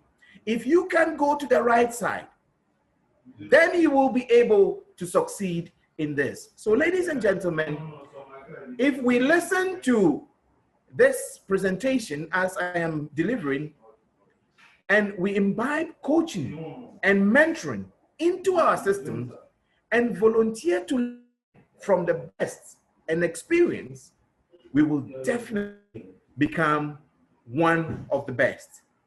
I would like to end by reiterating that we must identify the levels we want to operate in. We must learn to lead and manage by being agile. We must know the personal characteristics and traits for peak performances. Do you want to play in the survival level? Then do easy things when you are job hunting, or do easy things when you get a job, or do easy things when you want to look for promotion. If you want to play at the stability level, do difficult things. It is the average performance. You will be stable. If you want to play at the successful level, the high performance, do the impossible things. But if ultimately you want to play at a significant level, the global level, where you think global, but you act locally, then begin to be performing as a professional where you guarantee results. Go beyond imagination. Remember, you must lead and manage your thoughts, yourself, your actions, and your organization through scanning, constant scanning, focusing on your assignment, aligning and mobilizing resources to achieve that goal you have, inspiring yourself to inspire others. Keep planning, because proper preparation, I say, promotes peak performance. Organize yourself properly. Implement, act. And whilst you are acting, monitor and evaluate. The personal mastery levels is do things so well. Ladies and gentlemen, be open-minded and have systems thinking. Lifelong learning should be a part and parcel of you. You must have your mission and vision. Remember, what you think with your mind, you feel with the heart, and you will say with your mouth, and you will do as an action. You form a habit, it will become your character, and guess what your character will do? Will impact your future, get you the job, get you the business deal, make you be able to become significant in your work environment, or get quantum promotion. And please, volunteer to learn. I am grateful to my mentors and leaders, Councillor Aminu. Thank you so much for what you've done in my life. Honorable Dad to me, I am so grateful. As a student, you were one of the people we looked up to that inspired us to greatness. We are still learning. We are not yet there. And in our learning, as Isaac Newton said, the reason I can see so far is because I stand on the tall shoulders of the giants that preceded me. I salute you, sirs, for all that you have done in my life and other people's life and continue to do it. But ladies and gentlemen, let us humble ourselves. Let us volunteer so that we can get the best of the best, like Councillor Aminu, like Dare to Me, to be our coaches and mentors. And the sky will not be the limit, but the beginning. I thank you so much for your time and attention. I remain your humble servant, Ibrahim K. Asante. Thank you. Thank you very, very much, Asante. I mean, this is powerful. This is wonderful. Just like the first two presenters just spoke, and of course, our mother, Dr. Kigosi, who gave the introductory remarks And I'm glad that he's still online. She put something there, said she hopes that all the young Africans are listening, and I'm glad that they are all listening as well. The good thing is that this whole session is being recorded, and later on we are going to make it available for all the participants and as well as many who could not make it to this session. I'm so grateful to you, and I just want to thank all of you one more time for your time and the input that you are making. Human capital, our focus is to change the narratives of Africa, particularly those who are involved in SMEs development, because we believe that there's a lot more in Africa that is just not being told. And with partnerships and collaborations such as this, that's exactly what we want to do. So thank you one more time. And before I bring Councillor Aminu on stage, all the way from the United Kingdom, to come and speak on the subject titled A World of Digital Transformations, Career Options and Relevance of Talent and Vocational Skills. That's a very interesting topic.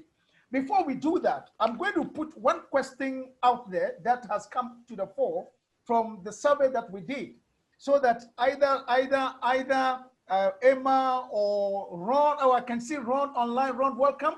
Or Councillor, even before you speak, if you want to comment on that, that's fine. Or Asante, or Zake, any of you, or even Mama Maggie Kigosi, if you want to comment as well. The question that somebody asks is this: how does one quickly cope up with the environment in this new normal in terms of career development, as far as the pressures are concerned? That's a very interesting question.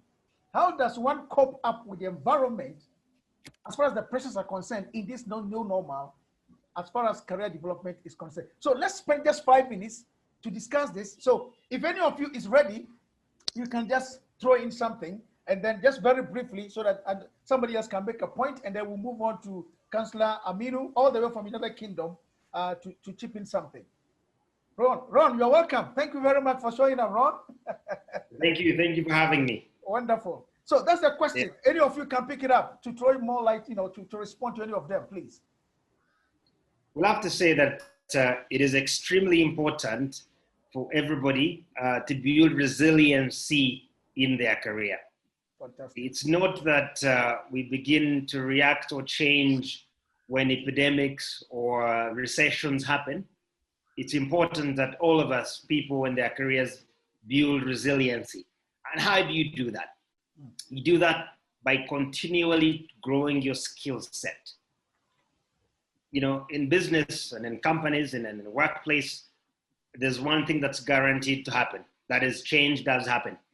And those who thrive, those who grow, and those who adapt, we talk about adaptability at this time of this recession, as you might call it, or this epidemic. And we say employees, employers, companies should adapt. But you cannot adapt if you've not built a skill set to be able to adapt to something different, to bring a new nuance to your business or to your company. What a company is looking for right now, they're looking to go digital. They're looking to be data-driven. They're looking to be more predictive. If you have not built that skill set, it will be very difficult for you to be an asset going forward. Another part is building a reliable network. And I think people think that you build a network because you need to change careers or you need to move to another company. No, you need to build a strong network because it does benefit your business and your company and your career in times like this, whereby strategic partnerships are important. Building a loyal base of customers, suppliers at a time where the cash flow is limited is extremely important. And so it's very important that we continue to grow our network, become ourselves resilient to these times. And so it's working on yourself and then working with others around you as well. Wonderful. Thank you so much. And for those of you who don't know Ron is an experienced manager with a demonstrated history of working in the internet industry. He is skilled in startups, tech marketing, business development, and management. A healthy business development professional with MSc degree focused on Africa from the University of Oxford. He's currently the CEO of Jumia Uganda. So he knows what he's talking about. And I'm glad that with all his busy schedules, Ron, you made time to tune in so that you can share a bit of experience of your experience with the African people. And participants from this session are coming all the way from UK, from Nigeria, from Ghana, from South Africa, and Kenya. And we are glad, of course, and Uganda. And we are glad that they are all listening to this. So if any of you want to share very briefly, Asante, I can see your hand is up. If you Yes, can I agree entirely with Ron. Ron is spot on. Your network is your network. Who will be speaking on your behalf in the boardroom when you are not there? Ron is spot on. He's speaking from a wealth of experience. And as well, your mindset. I'm very particular about your mindset. The can-do spirit.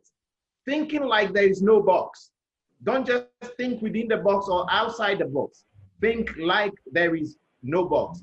And all those soft skills, you need to learn it fast, because in this day and age, knowledge shelf life is very, very short. What you know today will become obsolete in a week's time. And you need to watch how you engage also on social media. My question is, do you have a social media strategy? Do you have, or you just put anything on social media? Be careful. In the 21st century, social media is making organizations, is making individuals, as well as breaking others. But no matter where you find yourself, if you are stressed, remember this: breakdowns, well managed, become breakthroughs. Breakdowns, well managed, become breakthroughs. So pull yourself together. Coaching comes there. Find a coach, find a mentor. You can have as many mentors as possible. It doesn't have to be one mentor in different areas, and let them support you. Mentors and coaches can help you achieve in a shorter time what will ordinarily take you years. Thank you very much. Thank you very much, Asante. And I think that I'll pause here. I know many of you would want to make comments, but let me just move in so that we can give the mayor from London the opportunity to make his presentation. And Your Excellency, we are delighted to have you on this platform. I know you are very, very busy, and I'm so delighted that you have been able to squeeze some time to be with us. The gentleman I'm about to introduce is called His Excellency Adedemola Aminu. He is a principal partner of AA Management Training and Consultancy Limited. His career has spanned over 15 years, where he has worked with reputable organizations in the United Kingdom. He has also lectured in various institutions of learning such as Croydon College, Lambeth College, St. Francis Xavier Sixth Form College, and South Thames College, among others. He has built a reputation as a champion of change in all the organizations he has served. He has worked in the UK for private, public, and voluntary organizations serving in the banking and finance sector, local government, as well as the National Health Service and Fire. He's also the past mayor of London Borough of Lambeth. Ladies and gentlemen, I am delighted to welcome His Excellency, His Excellency Mayor Aminu, to make his presentation. Over to you, sir. Thank you, my brother, Mr. Titumi. And it's a pleasure meeting all of you. And Asante, well done, good presentation. Nice to see you after a long time. The topic I'll be talking about this afternoon is about career options or choices. Okay, so what I'll be looking at today is career options or choices. And in life, when we are choosing a career, there are a lot of processes we need to go through to actually choose the career we want in life. And it's like a puzzle that we have to put a lot of different things into consideration. And that is what I'll be looking at today, since our target audience is African youth. So the first thing we'll be looking at is planning, then followed by interest, goals, education, preparation, and skills. Many of the speakers before me have said a lot, and we can see how everything they've said fit into this puzzle as this presentation goes on. So the first one is planning. What are your interests? What do you want to be? What are your skills? And what types of career fit your skill and interest? Then how do you prepare for the career? Without following these steps, it's going to be difficult to be successful in any career we want in life. Because if you don't plan, you plan to fail. And that is why whatever we want to do, we have to start from planning. Whether I want to be a doctor, teacher, pilot, whatever, it's about planning. And then we start looking at the skills or education required for those jobs. So the first one we'll be looking at is interest. What do you like to do? Think about experiences you have enjoyed. What kind of school, religious or social or sport activity do you like? If you like playing football, people will know that this is your interest. Then if you like football, what do you need to do? It's about planning. Do I need to enroll for a football coaching session? Do I need to join a football team? And this is about planning process that everybody needs to go through when they are thinking about choosing a career in life. What are your interests? Make a list of 10 activities you have enjoyed doing in the past 4 years. And most of our target audience will probably be in their secondary school or at universities. Then what are the things you enjoy most over the past 4 years, especially at the formative years? These are the things that people need to consider. Then when you list those 10 activities, you need to evaluate those interests. Think about what you like about the activities. What challenges did activities offer? What skill do you need to develop further to continue in those activities? Because every job, every profession has their own challenges, ups and downs. Then you need to start thinking, is this the right job for me? Is this the right choice of things that I want to do in life? For example, maybe the job involved traveling abroad or moving from one place to the other. These are the things, or it involves a lot of driving. Is it going to fit into your family commitment? These are the things you need to start thinking when you start thinking about the interest for the job you want. Career goals. A career goal helps you to focus on what you want to do for a living. A career goal can be a specific job you want to do, you see, such as doctor or teacher, or a career goal can be a particular field you want to work in, such as medicine or education. When you've decided about the career you want to pursue in life, rather than limiting your future, a career goal may help you discover career possibilities that you wouldn't have thought of otherwise. So it's about, I understand Ibrahim was talking about goal setting objectives earlier on. It's the same thing, whatever you want to do in life. You must have a goal. What is the end game? What are the things you really want to achieve in life?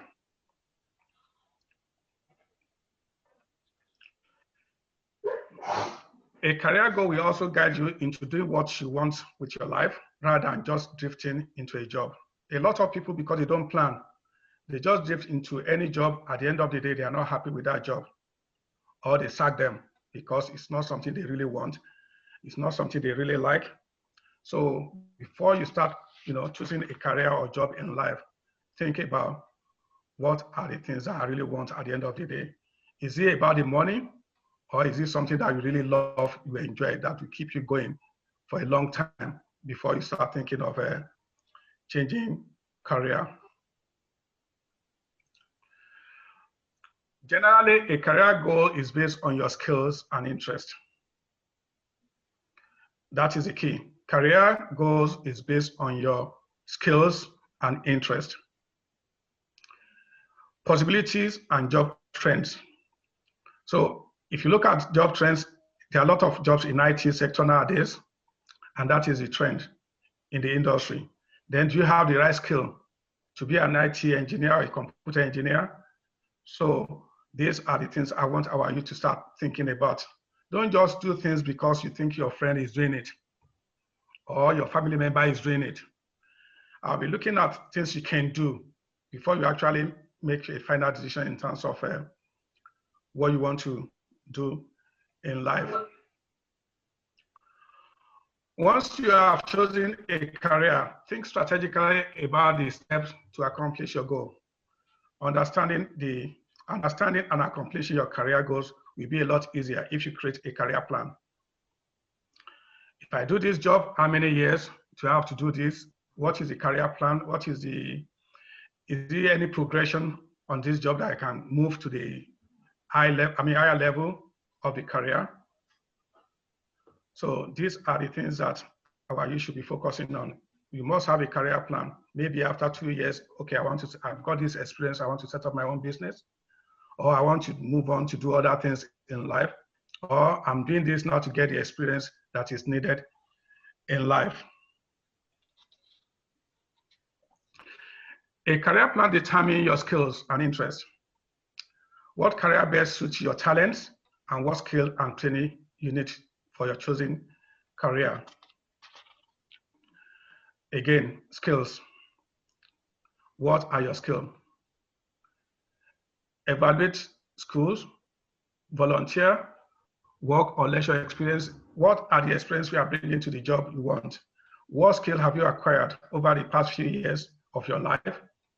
Is this something you acquired when you were at school or by volunteering for a job, or you experience generally through your life, mixing with friends, colleagues, family members?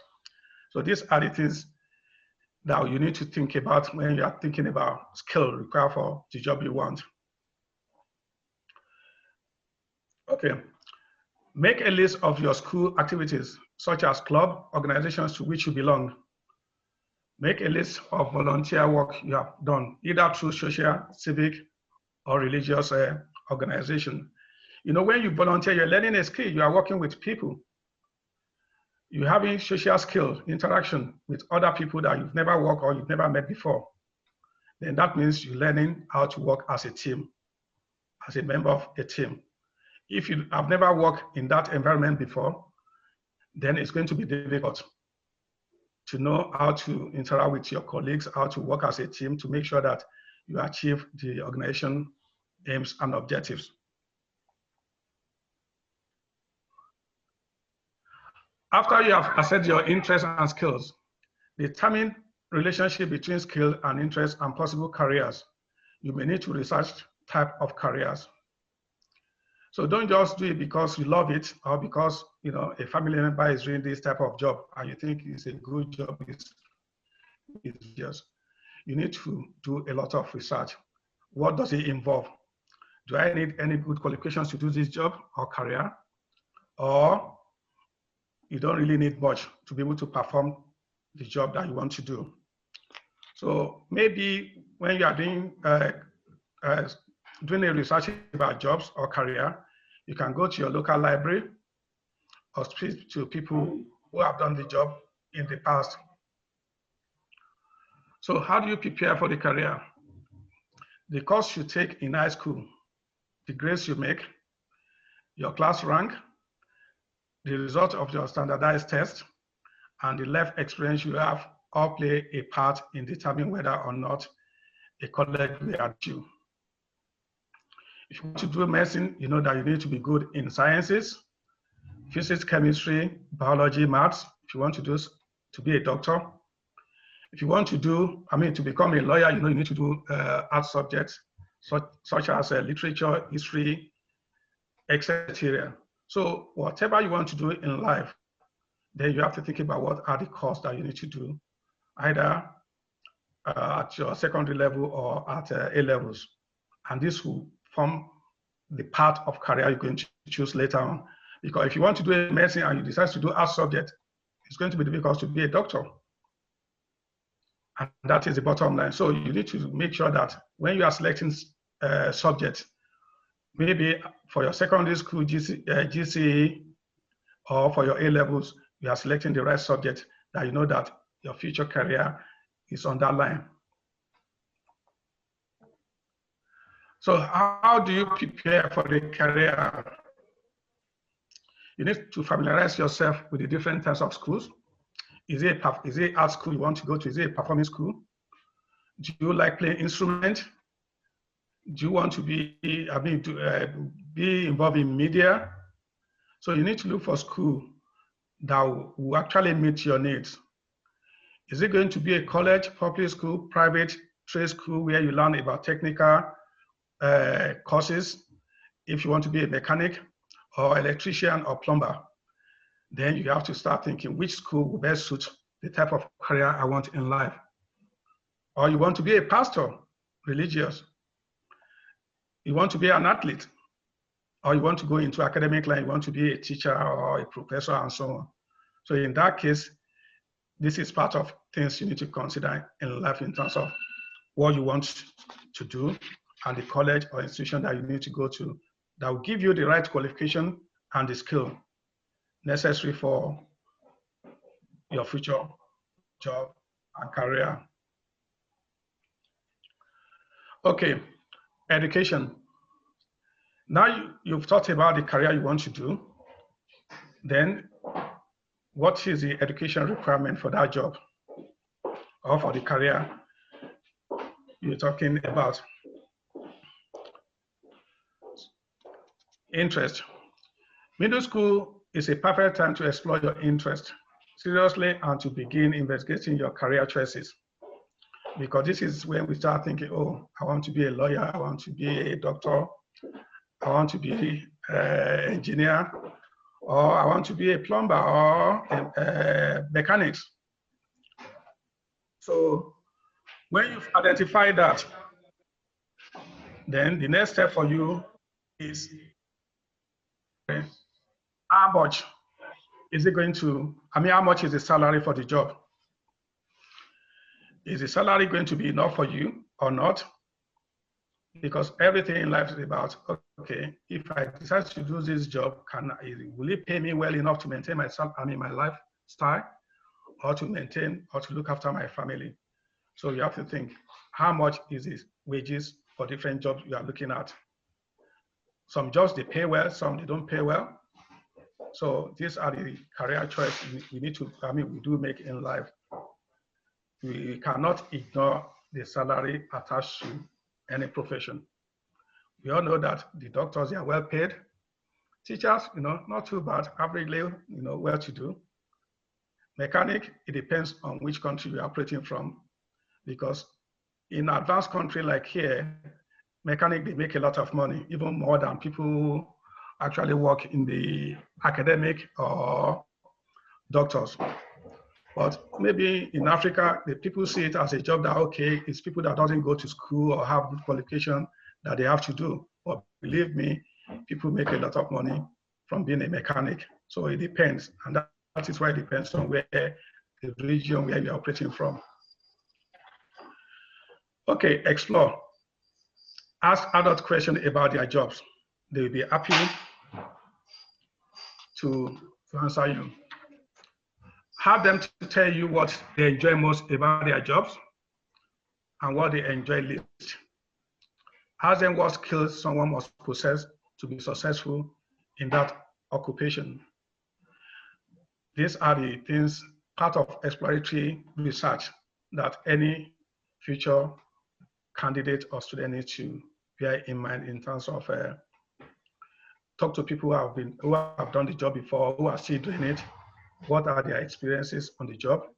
What are the things they don't really like much about the job? What are the downside of it?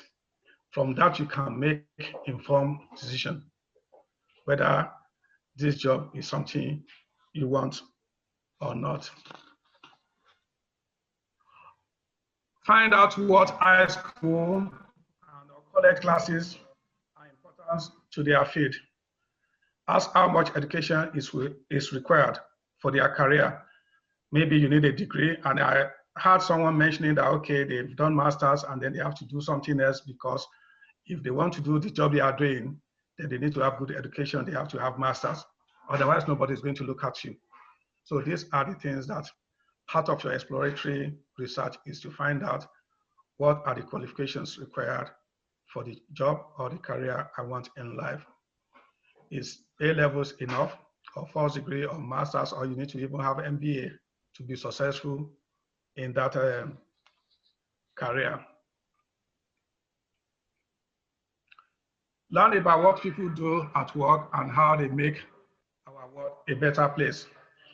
This is part of your exploratory research. So don't just rely on desktop research alone. I mean, when I mean desktop research, is when you actually go to the library, online research, and so on. Talk to people who have done the job, who have the experience. They'll be able to tell you more than what you can do, what you can research online in terms of how difficult the job is or how easy and what are the things that you can really enjoy or like most about the job you want. Okay. In thinking about your future, you must consider what's important to you in your daily life. What will you think about a career that requires a great deal of travel? Is the amount of money you make important to you in life? Imagine if you are a diplomat. You know definitely that every 4 years or 5 years, you'll be moving from one country to the other. Then would this have impact on your family lifestyle? If you have to leave your family behind or they have to move with you, especially when you have children, that means you have to change their school very often, every 3 or 4 years. So when you are choosing a career like a diplomat, then you have to think, okay, how is it going to affect my family? If you want to be a doctor, sometimes you might need to work long hours, 7 days or 6 days a week. Then are you going to have enough time for your family if you choose a career like that? So there are a lot of things we need to take into consideration. Your lifestyle, whether you are the type that, okay, you want to spend more time at home, socializing with friends and family. Then a job that will be taking you out of your country regularly. These are the things you need to consider, when you are choosing a career.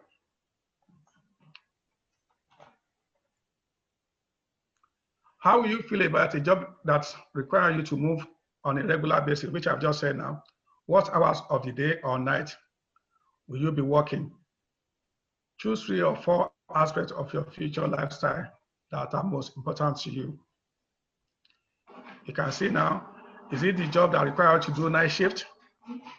Then do you have childcare issue that, okay, if you have to work night, who's going to look after your children in the night or during the day to take them to school?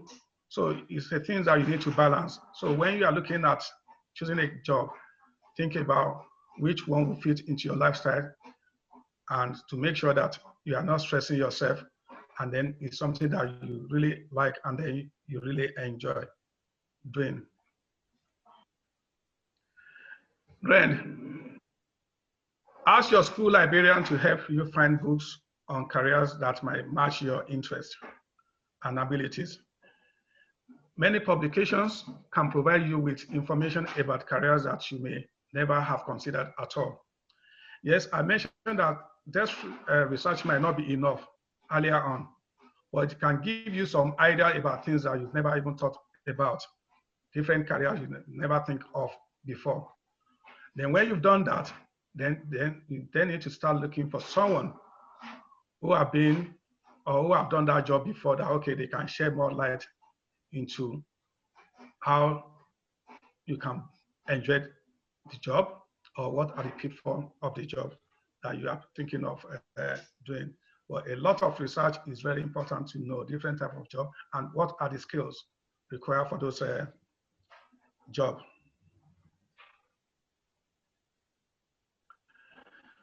Talk. You can also visit your counselors about your interests and abilities.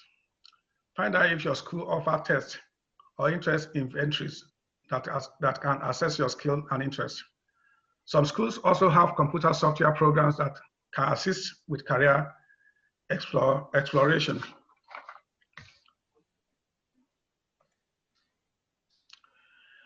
Then here, finally, more or less, putting the pieces together. We've talked about planning, setting goals, skill, and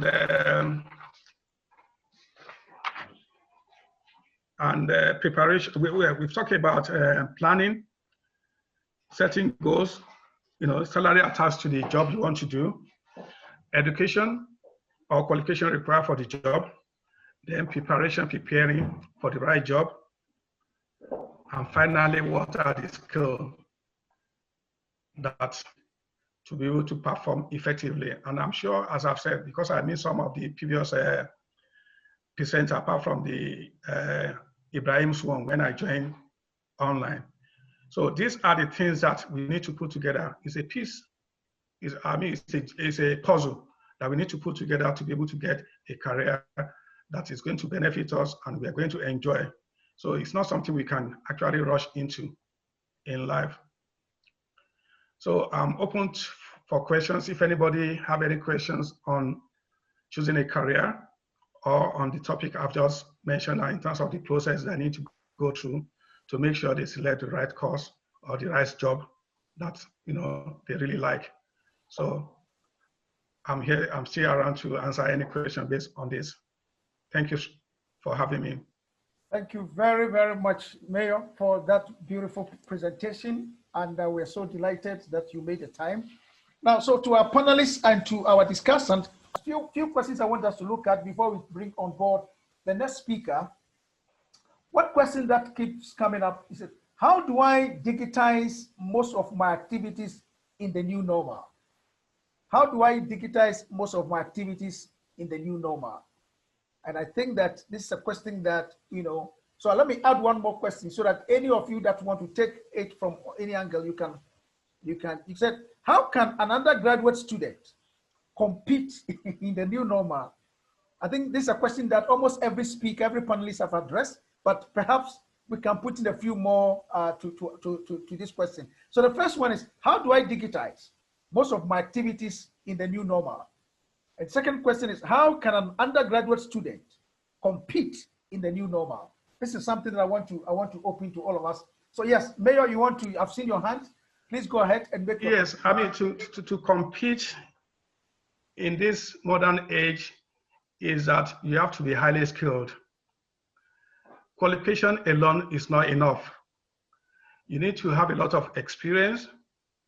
You need to have good social skills to be able to compete effectively. So if you don't have all those and then be able to work as a part of a team, then to be able to progress in your career is going to be really, really difficult. And that is the bottom line. So education alone cannot sustain you. There are a lot of other things you need to have, social skills as well. And obviously when you are writing your CV, what are the things you are looking for? Then to do that, other thing you can do is that you join social networks like a LinkedIn, because if you want to digitize your, talking about digitalization, how people can see you. I'm not sure about Facebook, but LinkedIn is a professional site where you can get a lot of contact, network, good jobs, and advice. So I would advise anybody who's thinking of that to actually join LinkedIn for career progression. In terms of digitalization, well, it depends on what you want to digitalize. Is it your CV? Is it yourself? How do you sell yourself to public, to the community? You see, when we are talking about digitalization, I don't think just being online alone will get you to where you want. It depends on your character, it depends on your ability, it depends on what you've achieved. Do you have a good record that, okay, when people read your CV or your profile, it will draw them to you. Say, okay, this guy, looking at this person's CV or information, then I need to actually call this person for an interview. Because when you are preparing your interview, you are telling people that, okay, please look at me, give me the opportunity, the chance. But if your CV is not well, to the task, and then your experience in life is not up to the, to the standard that the employers are looking for, then you need to do a lot of work to get to where you want. And that is my comment on that. Wonderful, thank you. I see Ron. Ron, I see you want to make a contribution. Go ahead, please. No, I think that there's an old saying in American politics that never let a crisis go to waste. And what that tells you is that in every crisis, there's an opportunity. Sure. And every crash comes with new winners, comes with a new set of survivors, and comes with losers. We all know very well that companies and businesses that have survived this post-COVID-19, or not post yet, but COVID pressures, have been companies that have a significant part of their presence online. And for me, from my own experience, I've been in the technology sector for the last 15 years. What I think is that technology is a great equalizer, that it doesn't require you to have an absolute billions of millions of dollars to produce good quality tech that can change the world. Is that we need to make sure that young people do realize that at this point, that there's many disruptions that need to take place. I will give an example in the context of Uganda. When government installed a lockdown, they did lock down public transport, they did lock down private transport, and they locked all the shops. So only food markets and only supermarkets were allowed to operate. During that time, we saw a huge influx of young entrepreneurs who quickly set up as logistics companies, moving goods and products from rural areas to Kampala, from supermarkets in Kampala to people's homes and people's businesses. We saw many, in the last 3 months, companies that have come up to fumigate and disinfect offices, because obviously every company now wants to protect their employees. We've seen young people who are now making personal protective gear, importing it. We've seen ingenuity of Ugandans at every level. So we see that when people take the moment, when people do not want a wasted crisis, the opportunity is there. And whether you're in supply chain in the markets, whether you're at the last mile in the home, we do need innovation, we do need technology, and there's nobody else who can build this better than young people. Now, there's always this misconception that if you're not a computer engineer, you have no space in the tech business. The reality is that technology needs more than just coding. It requires a business design, a business concept, business analyst. It requires a lot of financial models. It requires a lot of marketing expertise, communications. And so young people need to collaborate. You might have a peer who is a computer engineer, but you're a social media specialist.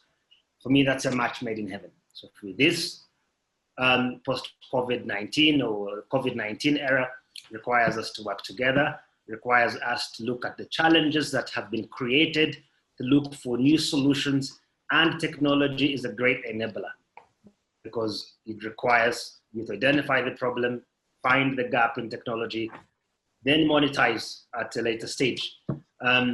So big opportunities. If you're a young person out there, I say, it's not all bad. There's many new opportunities. There's many companies who will never come back. We all know very well some of the smaller businesses and some of the intermediary businesses will never come back. So the question is, who will fill those gaps? And my hope is that young people using innovation and technology to fill that gap that's been left behind.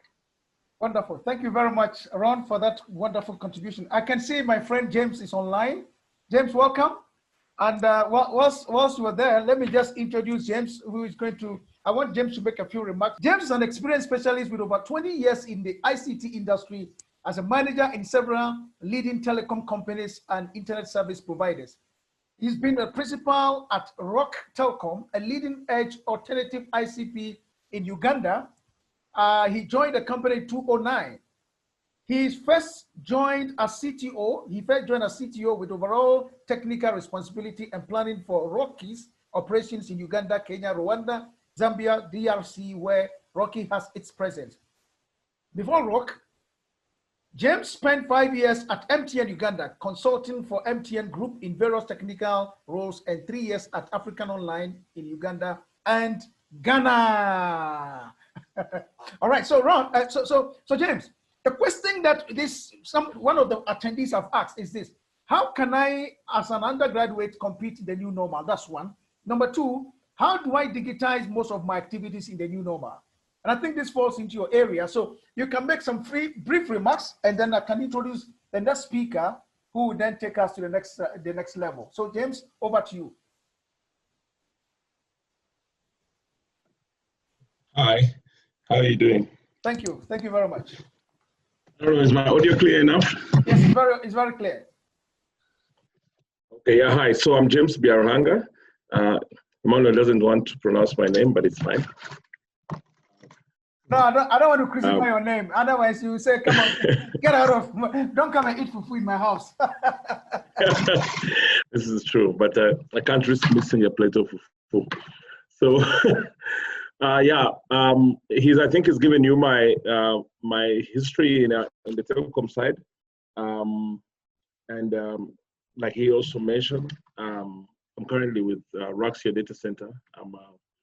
I'm currently the general manager, and we're building the first tier 3 data center in the country, carrier neutral data center. And in a nutshell, what we are building is a facility that is in telecom space, what we call a co-location facility. So you can bring your equipment and keep it, and we provide it with a stable environment, like power and cooling. Also to give you a chance to work with connectivity partners to be able to connect to the outside world, whether it's to your remote branch or to the internet, or even you want to connect to people who are within the same facility. We think it's exciting. We're doing some exciting stuff, and a lot of the things that Ron was talking about are some of the things we look to enable and bring to life. Obviously, as the next generation of entrepreneurs or investors or startups or developers in the country, you need everything possible to make ease of entry, right? The challenges that we've all run into as entrepreneurs or attempted entrepreneurs in the past is the fact that we don't have capital. In this country, capital is very difficult, so you have to innovate and at the same time worry about the cost of capital. The second big issue that we don't get is to be able to synergize with ecosystems that already exist to make your life easy.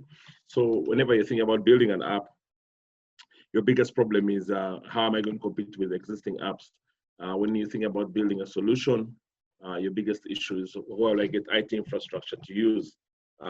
So you find all the stumbling blocks that we are running into as young innovators are based on cost of entry. So part of what we're building is really to reduce the cost of entry. Maybe to just be more specific to the question, maybe Emma, if you can help me and just raise those two questions again so that I can answer them more specifically. I want to give them the right attention. Okay, the first question is, how do I digitize most of my activities in the new normal? That's the first one. The second one is, how can an undergraduate student compete in the new normal? Which is basically most of the things, the reason why we have gathered here though, but from your perspective, you can share your thoughts on it as well. And let me take the opportunity to also welcome Dr. Stella Ajani Boatin, also from Ghana, who have just joined us and going to be the next speaker. So James, let's hear you from your, let's hear your perspective on that. Okay, thanks. Now, first of all, for the young ones, first of all, you're very lucky to be young right now. A lot of us wish we could rewind time. It's one of those things that you only realize an advantage when you've already passed it. So first of all, don't feel lost, don't feel shy, and don't be scared. The other big thing you have is that this new normal has kind of built the level playing field. Ron was just talking about that last I heard. Is it's now a level playing field, and there's not too much advantage anyone has over the other anymore. So imagine you actually are living in great times because a revolution just happened in your eyes, right?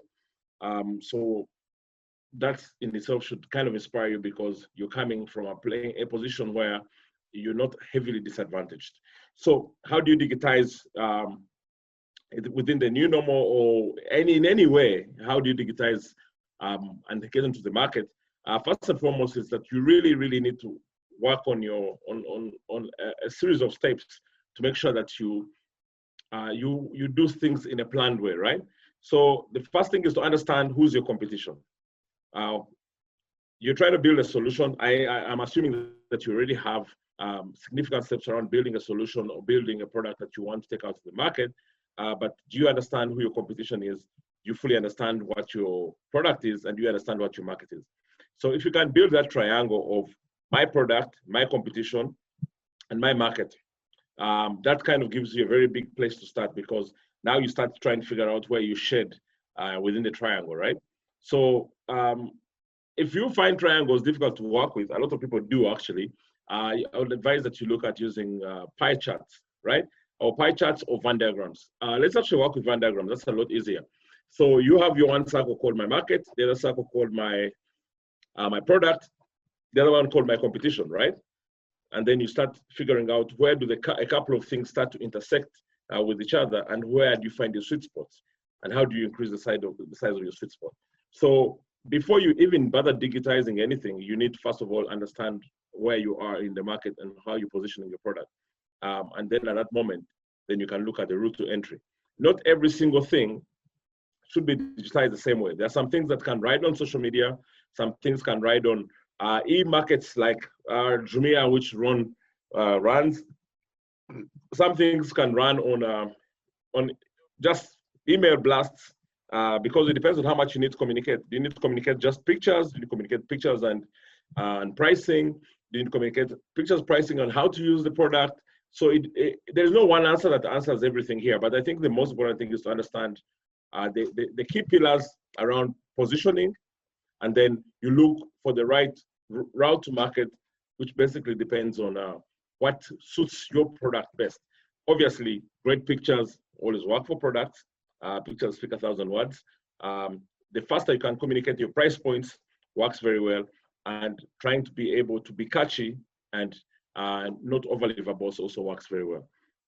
But I would say that the secret in areas where I've ventured into getting into the digital space has been on understanding the different pillars, and which basically for me is your market, is your product, and your competition.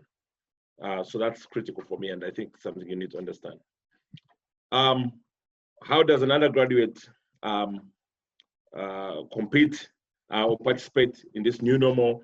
I don't think the issue is an undergraduate or a postgraduate either. I think it's really to understand where the gaps are, right? There's an example that was mentioned by the last discussant, which was around how people came out of the COVID situation and how they came out so quickly with random products, things that we never thought people were going to do. So 1 minute we're sitting there and being locked down and everyone trying to keep busy by jogging around the whole city. And then the next day, suddenly fresh foods are being delivered, fresh meat is being delivered. People are starting to sell their clothes and stuff like that.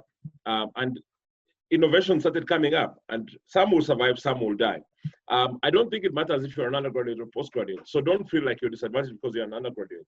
I think what you need to worry about mostly is how fast are you innovating, and how much capital can you actually afford from the nearest sources, or do you really need capital? Can you be front-loaded by suppliers through a different kind of an arrangement or relationship? Or do you want at this stage to actually jump in as maybe one of the people in the distribution chain rather than trying to be on top of the distribution chain? So one, you need to manage your ambition. Two, you need to figure out what the best cost of entry is and where you can position yourself, and more so figure out how you can sort of fit in with the new normal. But my biggest advice would be, don't worry too much about it, that you're still an undergraduate or it's a new normal. you're kind of in a great place right now because we are all kind of the same. Thank you very much, James. That was brilliant. All right, ladies and gentlemen, that was fantastic. Now, I'm going to bring on the next speaker, who is the next, the last but one, but not the least, of course. And of course, we've had the male voices for too long. Now what we did was we tried to put the one female voice, two female voice up, then another female voice down, so that we can go home and sleep well. If you have all the men, you're going to have crazy nights, so. All right, so the next speaker, the next panelist is my good friend, my sister, Dr. Irene Stella Ajeni-Boateng.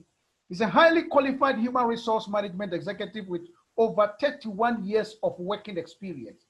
Her professional experience spans across educational, telecommunication, and insurance industries with skills in organizational leadership and development, strategic management, business transformation, cost leadership, and people management in local, multinational, as well as multicultural environments. As an HR architect, Stella has also hands-on experience in strategy formulation and execution, resourcing and talent management, labor laws, employee relations, internal communications, and reward and recognition, among others. Ladies and gentlemen, the pleasure is mine to introduce to you Dr. Stella Ajeni-Boateng, who is going to speak to us on role of soft skills in career development and progression in the new normal. Dr. Stella Ajeni-Boateng, welcome. I know you have a busy day, but I'm glad that you finally were able to make it. The floor is yours. Please take over. Thank you very much, Emmanuel, my good friend, my brother. And thank you, earlier speakers, for setting the tone and the pace. And I also want to say thank you to the audience, our participants, for, I believe, waiting for so long for me. I was just trying to juggle a couple of things. So as has been said, I am supposed to speak on the role of soft skills in career development and progression in the new normal. I mean, this new normal has become like, I don't know, a monster that we are all kind of worried about, but I think the last speaker, James, made a point. Who knows? I mean, now it is a level playing ground, and it's the time for each and every one of us to pick up our arsenals and then try to run with it. Because when we have that positive mindset, when we have reoriented our mindset, the new normal will become an advantage for us. And so we should not rather spend time worrying about the new normal, but asking ourselves, what kind of advantage can we take about of the new normal. So I'll try and share some slides here, and then we can get going. Okay, so like I said, it is time for us to orientate our mindset, the entire human capital. And so the soft skills, we've talked about all the big things, all the knowledge, all the hardcore stuff, the technical stuff that we need to have, definitely, yes. But one thing I keep saying is that it is much easier getting yourself the hardcore stuff, getting yourself the technical stuff, getting into the class or wherever and learning the technical things. But it is a lot more difficult when people have to reinvent the wheel, especially around their soft skills, because most people have been set in their ways. But remember that the new normal is not giving anybody that opportunity to live a life that you would want to. And so if we want to develop our careers and we want to progress, then it is time for us to have a few thoughts around how we survive in this new normal. And so, I mean, I keep saying, because anytime I have to talk about this new normal, anything, I try to precede it with the fact that, I mean, if there's a new normal, yes, what are the kind of things that we should know? What it means is that if there's a new normal, then obviously there was an old one. And we are also not sure how long, this is going to be. We can imagine that it's going to persist maybe for so long. But it is not all doom and gloom, as I've said, because the new normal confirms that job for life, honestly, is a mirage. However, if we reposition our mindset to stay relevant, then our survival instincts will be, rekindled. And that is what is going to position us to develop our careers. And, the survival instinct that I talked about, it says that, this actually fits into what Charles Darwin has said. Charles Darwin is a naturalist, and he's ever made a statement that I really, like. And he says that it is not the strongest of the species that survive, nor the most intelligent, but rather the most adaptable to change. So you could be the best, with whether it's physical strength, intellect, etc. But if you are not adaptable to change, or you have not set your mind to accept the new normal and change, your survival will be a challenge. And so businesses today are looking for people who can help the businesses to survive as well. Because without people who can bring the businesses up, they cannot survive. And so let's listen to what Henry Ford also said, that you can take my factories, you can burn up my buildings, but give me my people, and I'll bring my business right back. A lot of businesses have collapsed or are collapsing because of COVID-19. People are running around, people are changing their strategies. Businesses are changing, their vision, what they had been looking out for. But the point is that in spite of all that, if they don't have their people, and obviously the people with the right mindset, then they cannot bring their businesses back. But if you agree with Henry Ford, then it means that if we as a people, we change our mindset, then businesses will be able to come back. And that is when you and I can build our careers and survive. So what kind of people will businesses require to rebuild this, their businesses in this new normal? Obviously, it's people who have a new paradigm shift, people who have the readiness to be part of the new dispensation, and people with a new outlook to life. If you want to survive, then you must have the survival attitude. So without these key points of having a survival attitude, of having a new paradigm shift, or the readiness to belong and to be part of this new dispensation, then it will be a difficult point. But the question that everybody will ask is, so what are these survival, attitude? What are the survival tips? And that is what I want us to quickly, run through, so that we will build our soft skills in this new dispensation, and we will be the people, the talents that businesses will be seeking after. So these are the survival tips, as I put them. So first of all, let us understand that change is constant. Change is constant and learning is ongoing. There will always be change, with or without COVID. Change will still happen. And while the change happens, because that is constant, the only thing that keeps going whilst change is happening is learning, because every change situation should give us the opportunity to learn new things. And so we don't have to resist change. None of us sitting here can resist the new normal, can resist COVID-19. We can prevent it, but it's here with us. And a lot of things have changed, protocols here and there. And so it is important for us to have a mindset and a skill that accepts change instead of resisting it. Let this new normal rather add to our experiences, that one day we can say that in the midst of COVID, because we did XYZ, because we had a new paradigm shift, we have been able, to survive it. And so it is time for us to seek knowledge so that we can understand the present.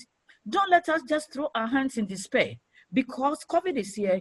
With the right knowledge, with the right kind of attitude, understanding that we must continue to learn, we'll be able to survive. So the market dynamics are different. They are changing. Now we are talking about remote working, we are talking about contract work, we are talking about outsourcing, we are talking about flexi working, we are talking about all manner of alternative working. Let us accept that that is the new market. And therefore, when we build a soft skill to accept this change, we will be able to take advantage of whatever kind of alternative work arrangement is made, so that our careers we can still build. Don't expect yesterday to fit well into today. Yesterday was the old normal. Yesterday was without COVID. Why would we expect that the old normal should fit into today, which is a new normal? So let us understand that yesterday cannot fit into today. And therefore, what kind of soft skills do I need today to be able to fit into today? So that when tomorrow comes, what kind of soft skills will I need to, build on to be able to fit into tomorrow as well? Instead of living in yesterday and expecting today to live in yesterday as well. When we continue to live on our past glories, it will hinder our forward march. because learning is a mission. It's not just a one-off event. And so in this new normal, as you know, James said previously, that it is a level playing ground, yes, but this is the time when competition is also keenest. Everybody is competing for the few slots that are available. And so we need to be subject matter, you know, as we know our subject matter, and enroll to train ourselves so that history will guide us and not take over our future. History must guide us.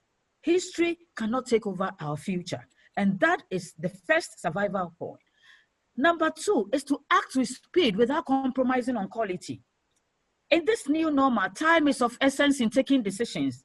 If you want to continue to analyze and analyze, you are going to be caught up in the analysis paralysis syndrome, where by the time you finish with all our analysis and analysis because you want to get a perfect situation, somebody would have taken over already with just about 70 to 80% readiness. And then by the time you are done with your 100%, that is if you can even ever achieve it, the person is already gone in that career. And so you need to take calculated risk, weigh the pros and cons of everything, and allow flexibility to, you know, to meddle with your rigidity. Don't always be so rigid that you cannot be flexible. This is something we need to learn, because rigidity will just keep you in boundaries that are so tight, and those boundaries can suffocate your progress and innovation. But when you allow flexibility, it allows you a considerable, you know, relevant external factors, and you're able to think outside the box. This is a skill that we need to have. Number three is that we should understand the cash versus career mentality. In the new normal, we are looking to hold on to our careers and progress and develop our careers. Don't let us run after money, you know, but let us see how we can solidly hold our careers and then move it. Because as we said, when we have the sense of loyalty and commitment, then we'll be able to get that cash that will come, because cash at this point will be more of a short-term satisfaction, but career will give us a long-term fulfillment, and that will include the cash that we may run after. And then when we embed our career culture, then we'll be able to get our building blocks also right. And so the third survival point is that remember the cash versus career mentality and deal with that. Number four survival point is be self-disciplined. The next skill you need is self-discipline, and that will drive away self-distraction. What it means is that if you're not self-disciplined, you are going to destroy yourself, because even when you have the job with you, your attitude, your lack of self-discipline is going to get you to lose that job. And so if you don't want to be destroyed, if you don't want self-distraction, then you need to generate internal sources of a sense of responsibility. Remember that your relevance, it's your own responsibility. Nobody can create it for you, and nobody can sustain it for you. And the way to create that relevance is to ensure that you have a sense of responsibility, and you are keeping your values so high, your principles of self-esteem. When you avoid reckless, lazy, and irresponsible lifestyle, these are all skills that, you know, we must learn. Let's be time conscious and sacrifice to be able to attain our goals. This is a skill, self-discipline, so that we can, you know, run away or drive away what we call self-distraction. Number five is that you need to be resilient and versatile. You see, we have so many battles that we fight, so many battles in the career world. But you know, it's important that we have to be strong, we have to be resilient, we have to be versatile, but it is important also to choose your battles. You cannot fight every battle. In any case, you cannot also even win even the battles that you fight.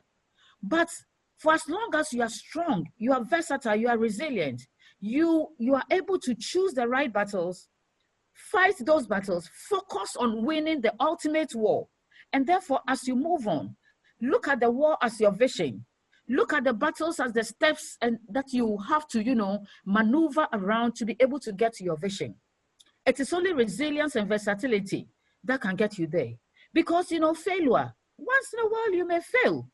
Accept that fact, that failure is transient, just as victory is. So if you fail today and somebody won today, it does not mean that you are going to be forever a failure, unless you tell yourself that you don't build that soft skill of resilience that gets you to understand that failure is transient, it is temporary, just as victory is. Somebody who has victory today, if the person doesn't, hold that victory well and is not resilient and strong enough to move with that victory from one to the other, that person cannot also hold the victory for as long as. And therefore, instead of us recoiling when we fail or we lose one battle, let us remember to rather take on the understanding that failure is as transient as victory is. And so don't be parochial in your thinking, be broad-minded. If I failed in this angle, what can I do in the other angle? What else is available for me?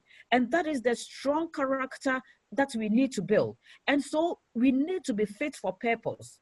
We need to multi-skill, we need to multitask. Let us be optimistic and not pessimistic, because being self-pity is pointless. Some people in this new normal, instead of understanding that I need to be strong and I need to see where the opportunities are, they rather will go into the dungeon of self-pity. And what will that do for you? You'll just be swallowed up.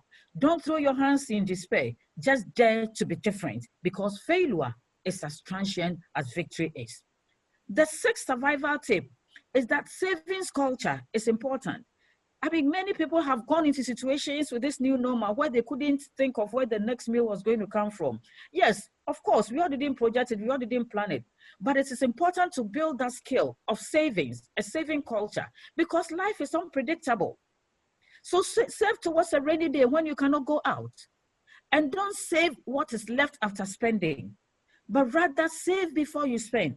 Because today, the new normal has taught us that life is unpredictable. We don't know what is ahead of us tomorrow.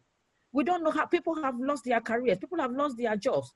If there was no buffer, how are you going to survive? But when you have this culture, it gives you even the bargaining chip and the bargaining power, that even if you lost this one and you have to go into a new one, you know that there is something that you are falling on in the meantime. Don't let your taste run ahead of your income, as I say, because certain things are needed, but others are just wants. Why would you choose your wants over your need so that you cannot save towards a rainy day? It is important that we understand that. Again, let us have the right mix of aptitude and attitude.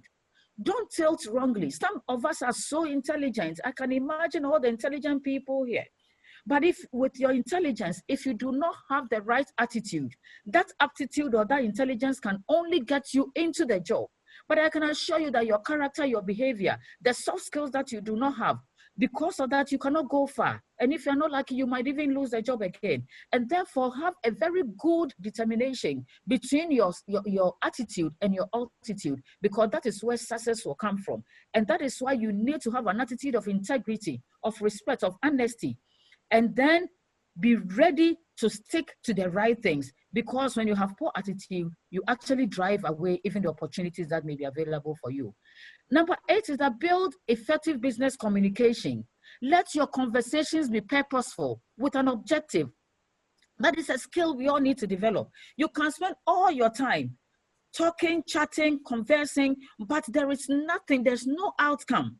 We are thinking about how to build our careers, but if you spend all your conversation on non-important things, on things that are not purposeful or without any objective, you will still be at the basic as when others are rising very fast. So communicate also with confidence. Your communication will determine what can be available for you, my dear.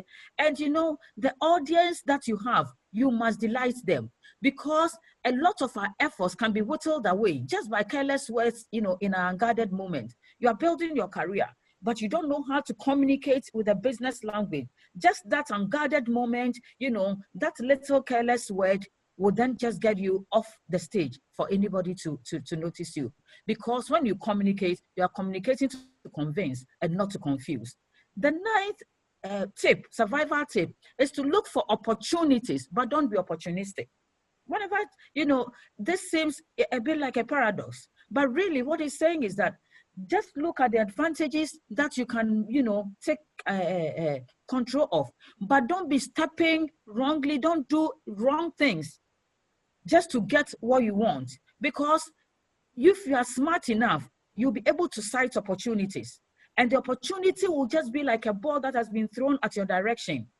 You have only a split second to catch it, because if you do not catch it, it will go the wrong way. And so take advantage of your opportunities, but be careful not to step on toes wrongly. Remember, you want the skill that will help you build your career. Don't be a fair weather friend. Don't just let opportunism just get, smoke you out, because eventually people who just get to where they have gotten to through opportunistic behaviors, unfavorable, wrong things, they are always smoked out. So you prepare in anticipation for opportunities. And then when you have prepared, success will always meet you. Because when success comes in, you would have prepared, and you take, when the opportunity comes in, you would have been prepared. So you take advantage and success will be yours. Build a positive reputation. That is another skill you need. You need to be trustworthy. You need to have a personal brand. Look sharp and not scruffy. Let people know that you have a certain gravitas, a very high professional standard, because, hypocrites cannot hide for long. So build a set that becomes part of you. Be authentic, be genuine, and be sincere. Because when you are selfless, you rock away selfishness. And because selfish people, they don't get anything back. And so be very committed and stand for the truth. That should be your reputation. Work smart, not just hard. When you have to use technology, do it. Make sure that you cut on waste and bureaucracy that you need to, do away with. Re-engineer your business, models so that you can have more efficiencies. And always seek for feedback. Question the status quo, have an opinion.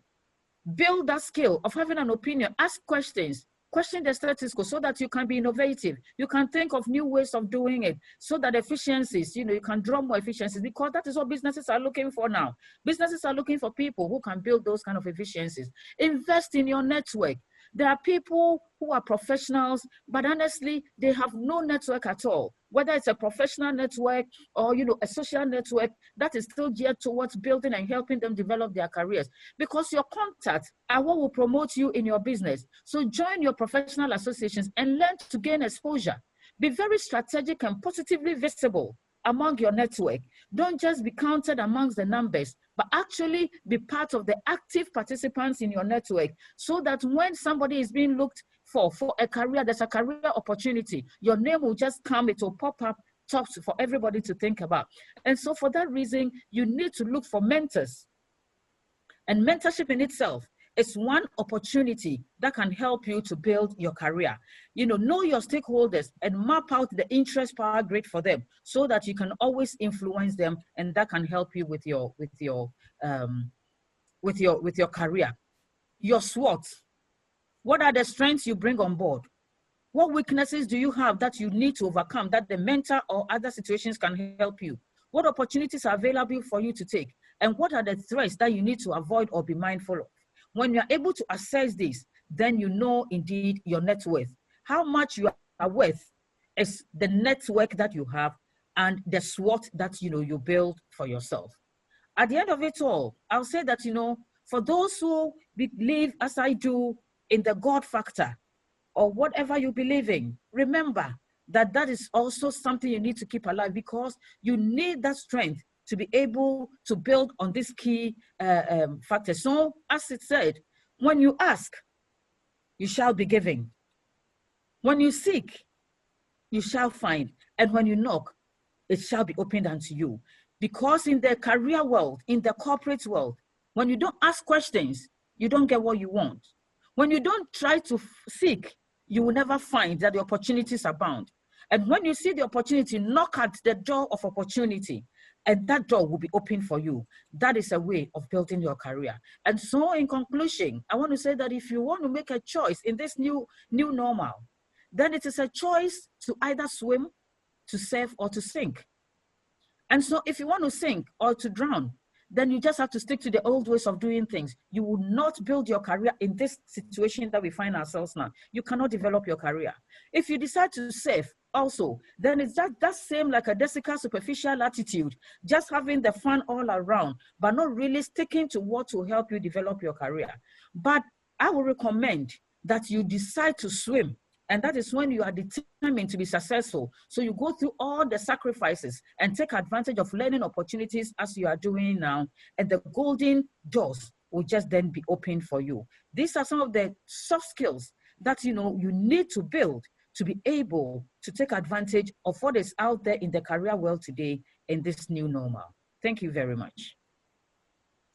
Thank you very, very, very, very, very much, Stella. My good friend Stella, I am so delighted that you were able to make time. And this is a wonderful presentation. Like all the other speakers, you know, it's been a great day.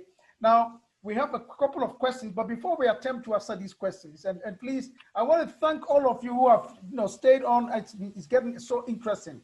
We're going to go straight to the last presenter, who is going to present on, you know, it's very interesting topic. Relevance of self-packaging and CV composition in the competitive interviewing process. And I am delighted to bring on the stage my good friend, Moses, who is currently working at Stanbic Uganda Holdings Limited as the general manager. Moses holds Masters of Business Administration from Edinburgh Business School, Harriet Waite University. He has over 17 years of experience from working with various companies, including BAT Uganda and Century Bottling Company. He is also the current president of the Human Resource Managers Association of Uganda. Yes, so around self-packaging, I kind of understood this to be way more than your dressing. So it's everything about you, how you interact with the people, the confidence. And of course, we meet, as an undergraduate, you meet so many people. This could be your potential recruiters. And on the D-Day, you ought to be a little more than how you've dressed to be able to make a first impression. I read it somewhere that it just takes 7 seconds for somebody to make up their mind whether they are going to interact with you or not. And that is pretty short. So, you know, CV is simply a Latin word about course of life. And we all know, you know, it's a written overview of someone's life's work. And it's a document that we normally use to have a view of your career, and could be quite extensive. But an analogy I want to bring to the table here is your CV is a marketing document. You are selling a product to a customer. Interestingly, you are the product and the customer is the employer. And somebody would say, you know, I've not been into sales and marketing. You know, I've just finished university. So how do I understand this? But, you know, all of us from a very pretty young age are involved in some sales and marketing exercise. Either you're going to buy something at a shop or somebody's convincing you to buy something. It could be at school, it could be at home, it could be in the community. So if you want to effectively sell anything to anyone, you have to feel like them, think like them, and be them in that moment. So my analogy here is people need to approach the CV as something that is going to sell them. I've come across quite so many CVs, some of them very long, 12 pages, others quite straight to the point. They are 2 pages and quite impressive. Others poorly written with very poor English and you know, grammatical errors, no formatting. And people are quite confident that they're actually sending it to somebody who will actually be able to buy them off the labor market. And that can be really, really shocking. So how are you able to stand out from the millions or hundreds of CVs that are flying around? And therefore, it takes me to another point that you need to note. So many of us, you know, are quite busy in this trade of human resources.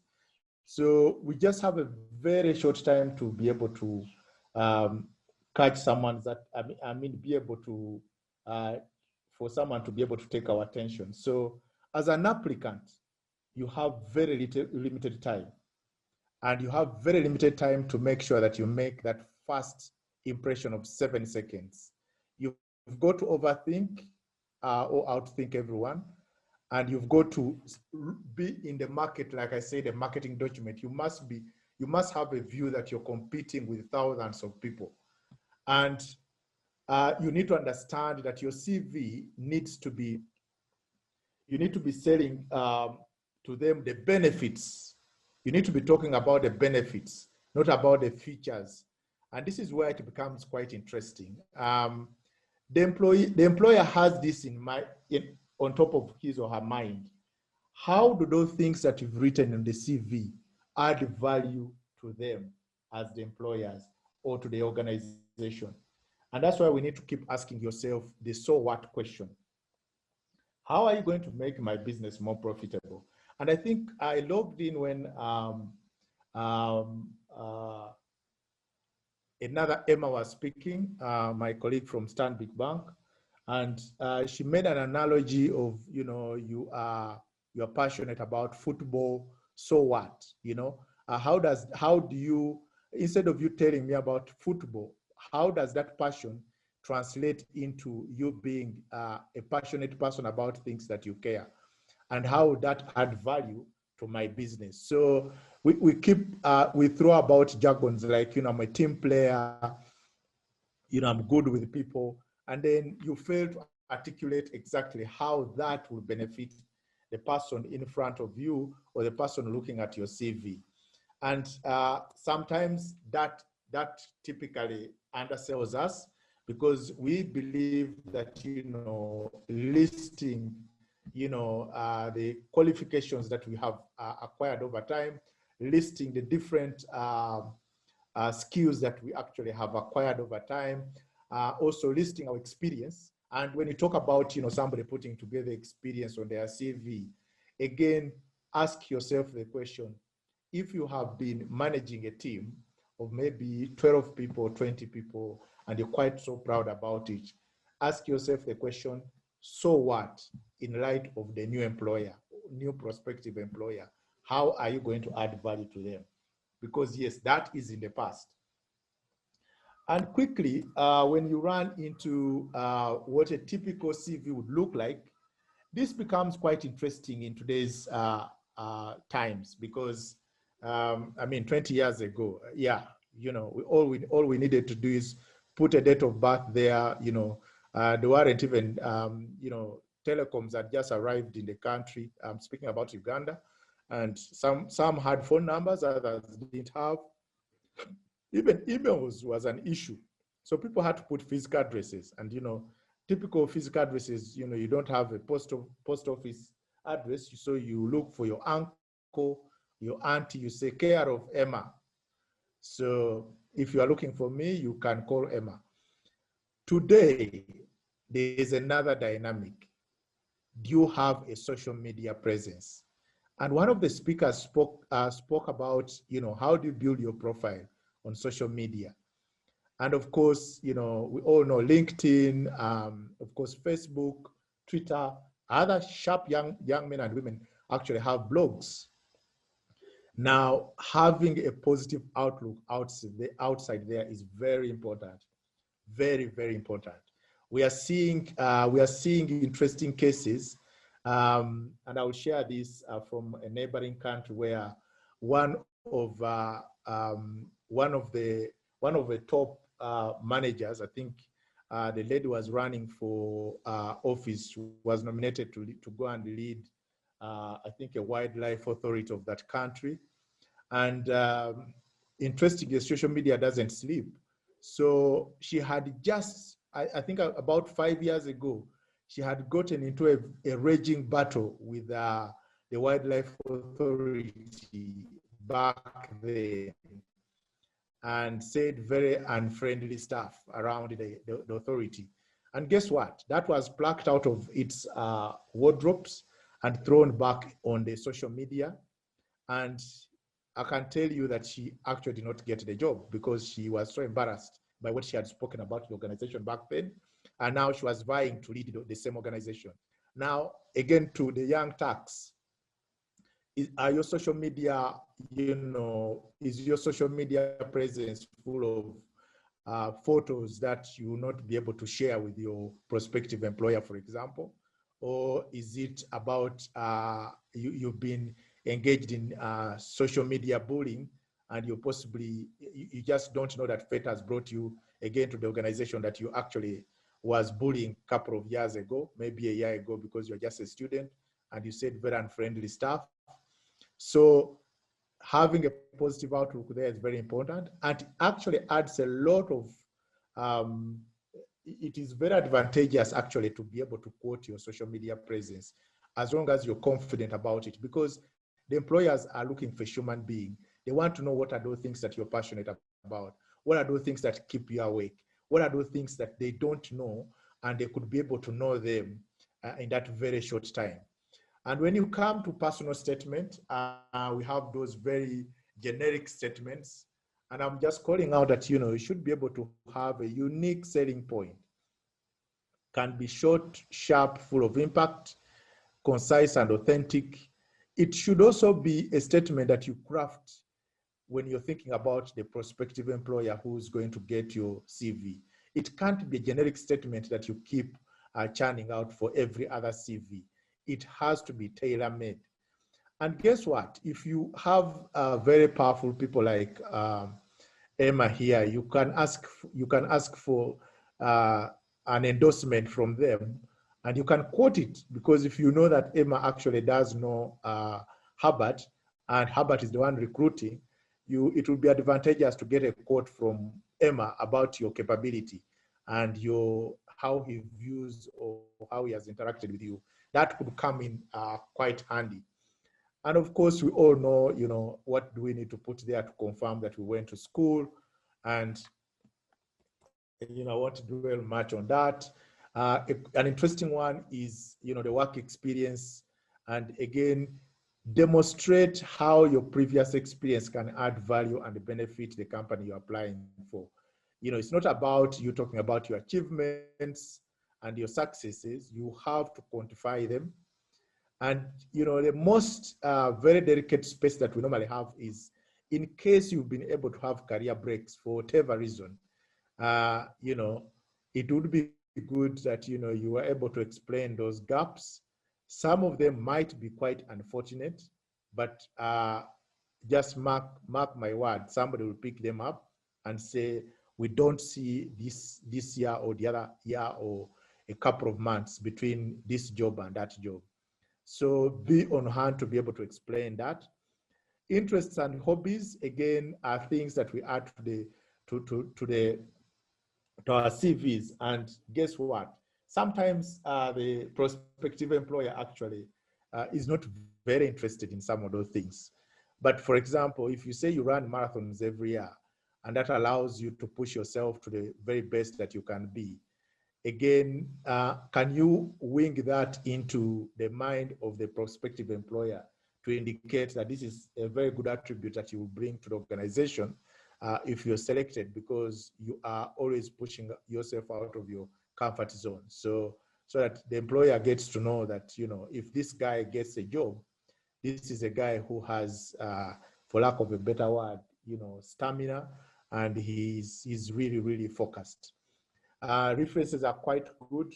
Avoid the word that, you provide references on requests, because that request will never come. They'll just leave you out of the race. And there are also a couple of different types of CVs, and they are functional, skill-based CVs. These might be the real ones we normally come up with. Then there are those that we call academic CVs. For people going into the world of academia, you may have to showcase your research activities. Then there's also another format, different formats. An interesting one I've come across is infographic.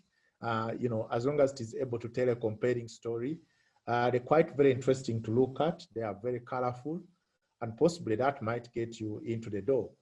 But a word of caution here, I don't think you should be able to, it has to be tailored to the relevant kind of job. So if I'm going to be hiring a CEO, I'll expect, in my mind, for lack of a better word, there are a bit of prejudices that I would expect that, possibly it's going to be a 3-page CV, well written, well formatted, and it has to tell me that the guy I'm actually hiring is a top guy. If I'm going to be hiring a graphic designer and he shows up with a 10-page CV, then there's also a problem there. But if he shows up with an infographic, then it will be spot on. I will be just, you know, the guy will be actually on the money.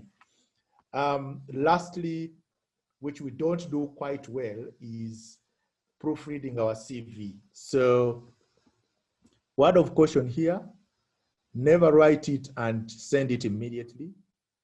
Pause and possibly give it another day or 2 days, and also share it with a colleague who can read it like a person reading a newspaper, so that he's able to pick up a couple of things. Pay attention to your formatting style. Make sure that it's consistent, not different sizes, font sizes and font types, because that is really a turnoff. Your CV is not a JD. It's a document that highlights your key achievements and constantly show your value to the prospective employer. Also, be aware of the different CV types. I've just spoken about that. You know, some of them may not suit the type or industry that you're applying to. If it is, you know, a media industry, very graphic, art and, you know, infographics might work. But imagine you're sending that to a bank, and you know they are still a bit traditional, but they possibly will get out of that space very soon. They would like to see well-formatted, you know, kind of CV, 3 pages, and is to the point. Remember, it is a marketing document.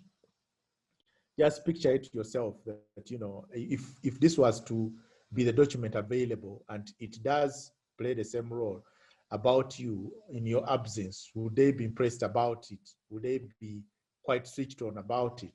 Or they will be completely shocked, and, you know, instead of looking forward to see you with pleasure, they might be wondering, who the hell is this person? And can we see how the fella actually looks like? You know, it can't, you know, it has grammatical errors, it's not formatted, and, you know, they might be wondering, so we want to see how he actually looks like. So if you can dream it, you can do it. Thank you, Emma. Over to you. Thank you very much, my brother Moses. I am so delighted for this presentation. Straight to the point, and I like it. I like your conclusion remark. If you can dream it, you can do it. That's fantastic. Now, I mean, ladies and gentlemen, this has been a very, very interesting day for all of us, this period. And so what I'm going to do is that I'm going to go around the table with a question that has been posed by one of the participants. And he says that, you know, in Africa, it's difficult to come by mentors and coaches. I'm not sure about that, but that's a question somebody has posed. So the question is, how can you then advise us to have smart coaches and mentors? Now, I'm going to ask each of you, you know, panelists and discussants, in your concluding, Moses, can you please take your slides now, so that you know, yes, thank you very much. So I'm going to ask each of you participants to comment on that question that has been posed by the participant. He's saying that mentors and coaches are not easy to come by in Africa. Now, why are we then advising career-oriented people, young people, to look for mentors, to look for coaches to guide them in their approach? And I'm going to ask each of you to make a comment, and also by way of your concluding remarks. And then when all is done, I will ask Mrs. Magic, oh, she's still online, Magic Chiozi, to give us a concluding remark. So I'm going to start off with Herbert. Herbert, do you mind sharing with us what your concluding remarks are with regard to the question, then also your parting words before we move? So after Herbert, then I'll come back to Mr. Santi. Then after Santi, I'll go to Stella. Then I'll go to Moses. Then after Moses, then I'll come to Maggie, and then we can conclude. So Herbert, if you can take over from here. Very brief remarks, concluding remarks, please. Yeah, thank you very much, Emmanuel. On the topic of mentoring and coaching, I don't know where that question is coming from. It's coming from a university. Then I think the starting point is to attend career fairs, career fests, and there are quite a number that happen at universities. I think that would be a good starting point. Then you can also seek guidance from lecturers. If you're in a working environment, then I think senior management within an organization would be very good mentors. And if you can work with your head of human resources, they should be able to give guidance. And many heads of HR are actually coming up with mentorship programs within their own organizations, where heads of department and middle and senior managers can be mentors to the lower levels. I must say that it is extremely important to have a mentor to guide you in your career path. I just want to thank Emmanuel for organizing this inaugural Careerfest, for giving me the opportunity to share. I hope it's going to be an annual event, and I'm certain that it's going to be bigger and bigger going forward. Thank you very much, Emmanuel, my fellow panelists, discussants, as well as participants. Thank you so much. Thank you very much, Herbert. And I can assure you, this is just the inaugural one, as you mentioned. It's just a maiden one. It's going to happen every year, and we're looking forward to all of you coming back to share your thoughts on this matter as well. All right, so let's take the second person. I think we can go to, did I mention Stella? Dr. Stella, if you can share with us your thoughts on this coaching and mentoring thing, then also your parting comments, please. All right, thank you so much, Emmanuel. So the question is the fact that it's very difficult to find mentors and coaches in Africa. Sure. First of all, I will say that I beg to differ, except that maybe that is the perception around there. So it is very important that the individual has been able to bring it to fore, so that, you know, those of us sitting around here can provide the right direction. It is important to understand that mentors are key elements, essential elements in building one's career, as we have said earlier. But, you know, and it's an opportunity for you to learn from the life experiences of somebody who must have gone through that same kind of, you know, maybe challenges. And the good thing about mentoring is the fact that you end up, if you have a good mentor, you end up not making the same mistakes that this individual might have made. And that really helps you to have a good, you know, head start in your career. And somebody who will just be there and looking at you and providing you with all the important elements that will help you to move.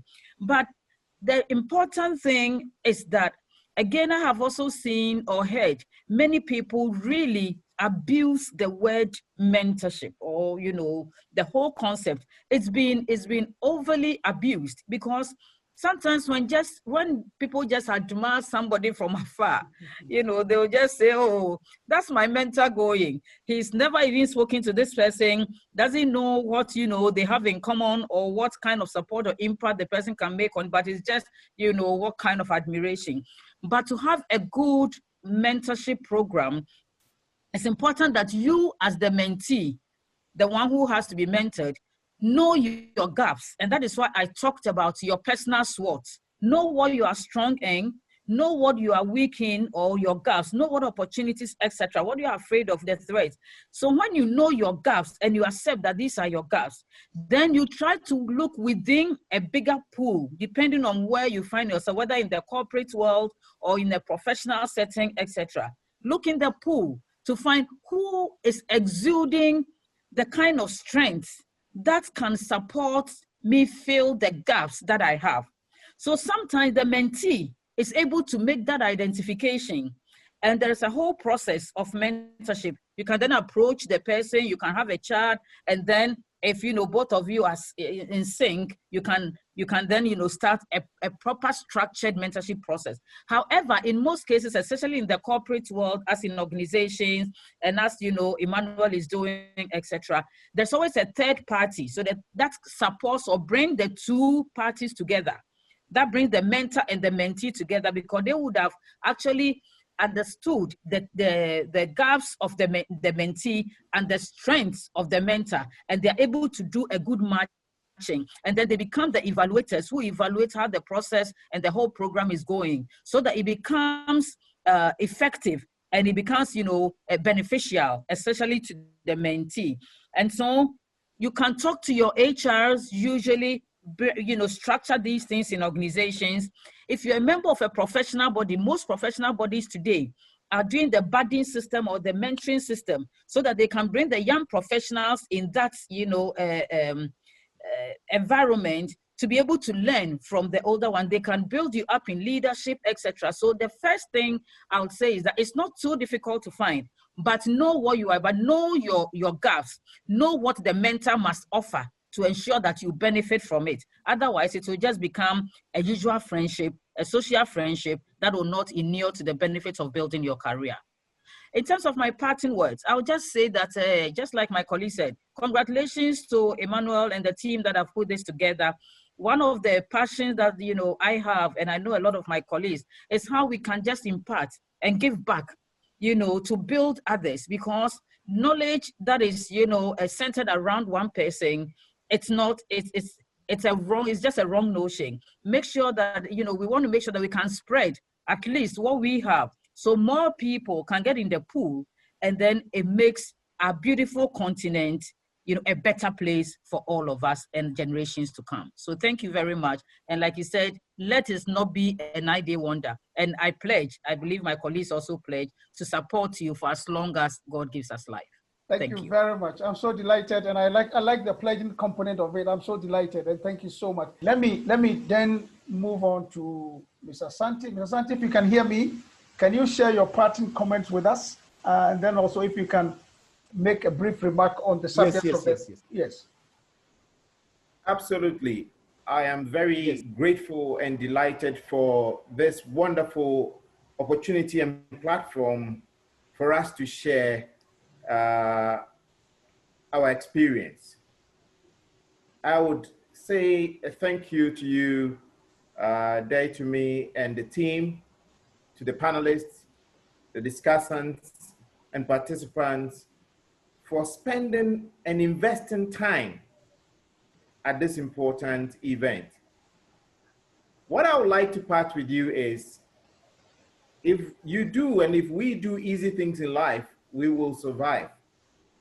If we do difficult things, we will be stable. If we do impossible things, we'll be successful. If we can dare to think and act like there is no box, go beyond imagination, then we will become significant. 18th century was anything goes. 19th century, believe me world. 20th century, show me world. 21st century is prove it to me. Like Henry said, and Stella as well, mentoring and coaching is essential and critical to our success and significance. They say, if you say education is expensive, try ignorance. If you think mentoring and coaching is not important, try not having a mentor. They can link you up. They will be able to also share with you the necessary nuggets and experiences which can save you a lot of deal. Remember, like the coaches of the football, they have a bird's eye view. You could be more skillful than even your mentor. But remember, the mentor has more experience, and they also have a bird's eye view than you do. So listen to the coach or mentor, follow their instruction, and you will almost always score a goal. Be significant and see you at the top. The sky is not the limit, it's just the beginning, because the best is yet to come. Thank you very much. Thank you very much, Mr. Santi. I'm so delighted, and all of you, I'm so thankful to all of you for your time. I think Moses is back, so give us your parting comment and then your brief comment on the coaching and mentorship issue. Thank you. Quite interesting conversation. I do agree with all my fellow panelists. Sure. And, they put together quite a formidable case for coaching and mentoring. But I just want to take myself into the shoes of a fresh graduate. Mm-hmm. And, sometimes what is mind-boggling for them is, how do I get connected to, the CEO of that telecom company or the head of HR for that bank? They seem too far. They seem to be not in my league. But those are the people I actually look out for. So my simple advice would be to look through their own networks And these networks exist at community level. They exist at religious places. These could be either mosques, these could be churches. And, these people do actually exist. They could also be part of our relations. But the problem is that, as a fresh graduate, you don't seem to articulate your need.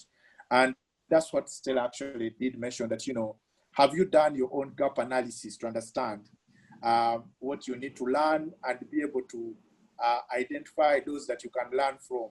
Because sometimes when you say, I need a coach, a professional coach in the real corporate world, it is somebody who, for a young graduate, it will be somebody very, very far from them. But I encourage them to look very closely in their networks, because again, in our African spirit, this coaching and mentoring has existed for many, many years. We are all aware of the fireplace conversations that used to take place back then, before formal education came aboard.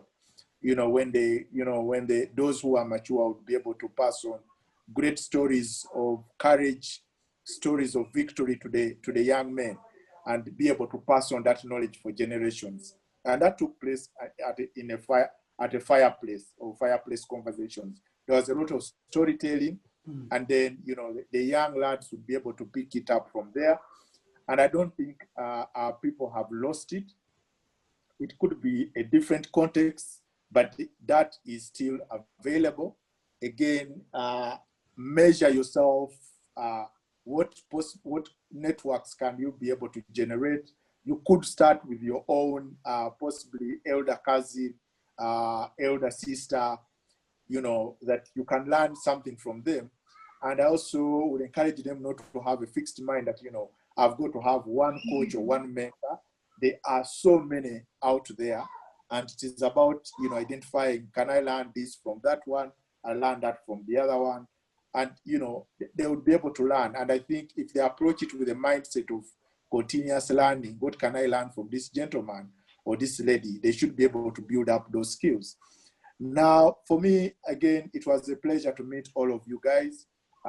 Again, I've said it on other forums that, and I think it is Ron who said that, don't waste, don't waste a crisis. I think we have been able to gain a lot out of this COVID crisis, that, as it locked us out of travel, out of conferences, physical conferences, it opened other avenues that have made it much cheaper, much easier for us to be able to listen to each other and learn from each other and meet each other virtually. It's my pleasure that, I've enjoyed the session. And again, I was chatting with Emma and saying, look, I'm even, we had a conversation around, how people could access this. And, I would have gone even for a free session so that we have thousands of people, logged on. And possibly we can do that next time as part of our giving back and empowering our communities. I know, yes, it is a very small fee, very, very small, but that is in my context. It could be something different for a fresh graduate. Thank you so much for organizing this. It's a pleasure again to be part of this. Thank you so much. Thank you very much, my brother Moses, and I'm so delighted for your concluding remarks. And we're just going to ask Mrs. Maggie Kigozi to part us with his concluding remarks. She can give us her blessings, and then after that, I will just say a very, very big thank you to all of you. But let me assure all participants and all panelists and discussants that this is not a 9-day wonder. I can assure you next year we're going to have this. And Moses, as you mentioned, we're going to explore possible ways of making sure that this thing can reach as many people in Africa. Our vision as a human capital is to change the narratives of Africa. The only way to do that is to make sure information like this, knowledge like this, expertise like this are made literally available to almost all the young people. And so we are looking forward to this to be happening every year until we know that everybody has come to understand that Africa can become better than what it is now. So once again, thank you so much. But I will hand over to Mrs. Chigozie and share with us your numerous experiences out of all of that, your concluding remarks with us so that we can part away.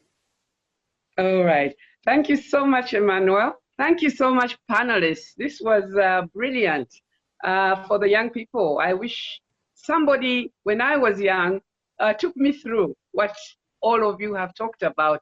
I think I would have been much, much more successful having started so much earlier. To the career, the people looking at careers, we've all talked to them about how to do that, how to write their CVs, how to handle interviews, and all very, very helpful. One thing that is always very difficult is, what is it that I want to do? I'm age 14. What do I want to do? I am at even as high as university. I still don't know what career I'm really interested in, and that is a big question. I want to try to answer that for the young people. My father told me I should be a doctor when I was in nursery school. I wanted to be an air hostess because they were so smart and they looked so good. And then I wanted later on even to be a secretary. But yes, I did follow what my father told me to do. But remember, it was not my choice. But I believe that any career you choose as a young person, you are not sure, maybe it's not your passion, it's, you're just going there because you had the grades, which I think a lot of our young people do. I think you should not worry. Any degree, diploma, certificate simply opens up your mind to learning. It means, yes, you know how to research, you know how to learn, you know where to seek for information. And nowadays, with the new tools that the young generation have, which we didn't have, we had to go to university and look for something.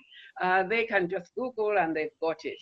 So to the young people, you can always change. And again, I'll try to use myself. I was a doctor. My father wanted me to be one, and I did.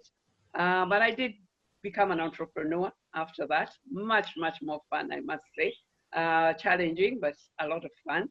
And what did I need to do? Again, seek knowledge, learn, listen. And you've been hearing about coaching and mentoring. Find out who mentors you and who can help you, who can answer questions for you. And now I'm a farmer as well, on top of that. And, still going strong. So do not feel stuck because you really don't know what you want to do. You can always change along the way. The other one that I think we didn't talk so much about was the entrepreneurship. There are very few jobs. I know you are talking about careers, but a small percentage of African youth will get the traditional job. They've got to create their own. So what do they need to do as entrepreneurs? They need to, again, do the entrepreneurship skills training, begin to think what business they like, what should they have, and then they can start a business at any age. I've seen little youngsters as a big opportunity for young people. It's the new normal. Full of opportunities for the youth because they understand the sector better. I think I will stop there, Emmanuel. Thank you so much. I really still hope that this will be disseminated. It's such of, what would you call them? We need to get it to the young ones. So these speakers were brilliant. Can we have the young ones hear it? So I hope you've recorded it and can still share it with the youth of Africa. Yes. The good news is that. Thank you very much, Madam Chigozie. The good news is that this whole session has been recorded. We're just going to edit it a little bit to take out some of the, the technological challenge here and there, and then we're going to upload it on our website. So it will be made, it will be available for as many people who want to access it. And for the panelists, everybody's presentation is also going to be uploaded so that people can have access to the presentations as well. So I'm going to request all our panelists to endeavor to send to us. You can fine tune it a little bit at your pleasure. And then if you can email it to us so that we can upload it on our website for as many people who could not even access the webinar today to have access to it in the future. But on that note, on behalf of my team and the country manager for Uganda, Ms. Shanina Ahewa, plus all the team members, the technical guys, the digital marketing people, the designers, everybody, the content, the research, everybody. Want to say Asante Sana, want to say Neyanziza to all our people. Want to say Midasi. We want to say thank you for those of you who are in the UK who don't speak our local African dialect. We are grateful to you, and our prayer is that God, Almighty God, His grace would overshadow all of us. That the journey that He has embarked with us with, the vision that He has given us, the grace and the commission that He has given us, not only will He order our steps, but He will bring into our life destiny changes that together we will change the narratives of Africa. On that note, we say a very big thank you. And to all our participants, attendees, God bless you, and may your vision and your dreams and aspirations become a reality. Please give us about a week and all these things will be uploaded.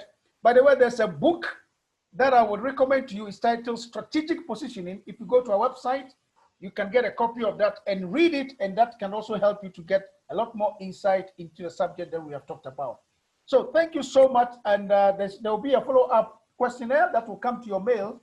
Please take the time and answer it so that next time we can improve serving you the way we want things to go. On that note, I want to say a very big thank you to all our panelists and all our discussants and all the attendees. God bless you for your time. Thank you, and see you at the top, like Asante said, not at the bottom. Thank you one more time. Have a good evening.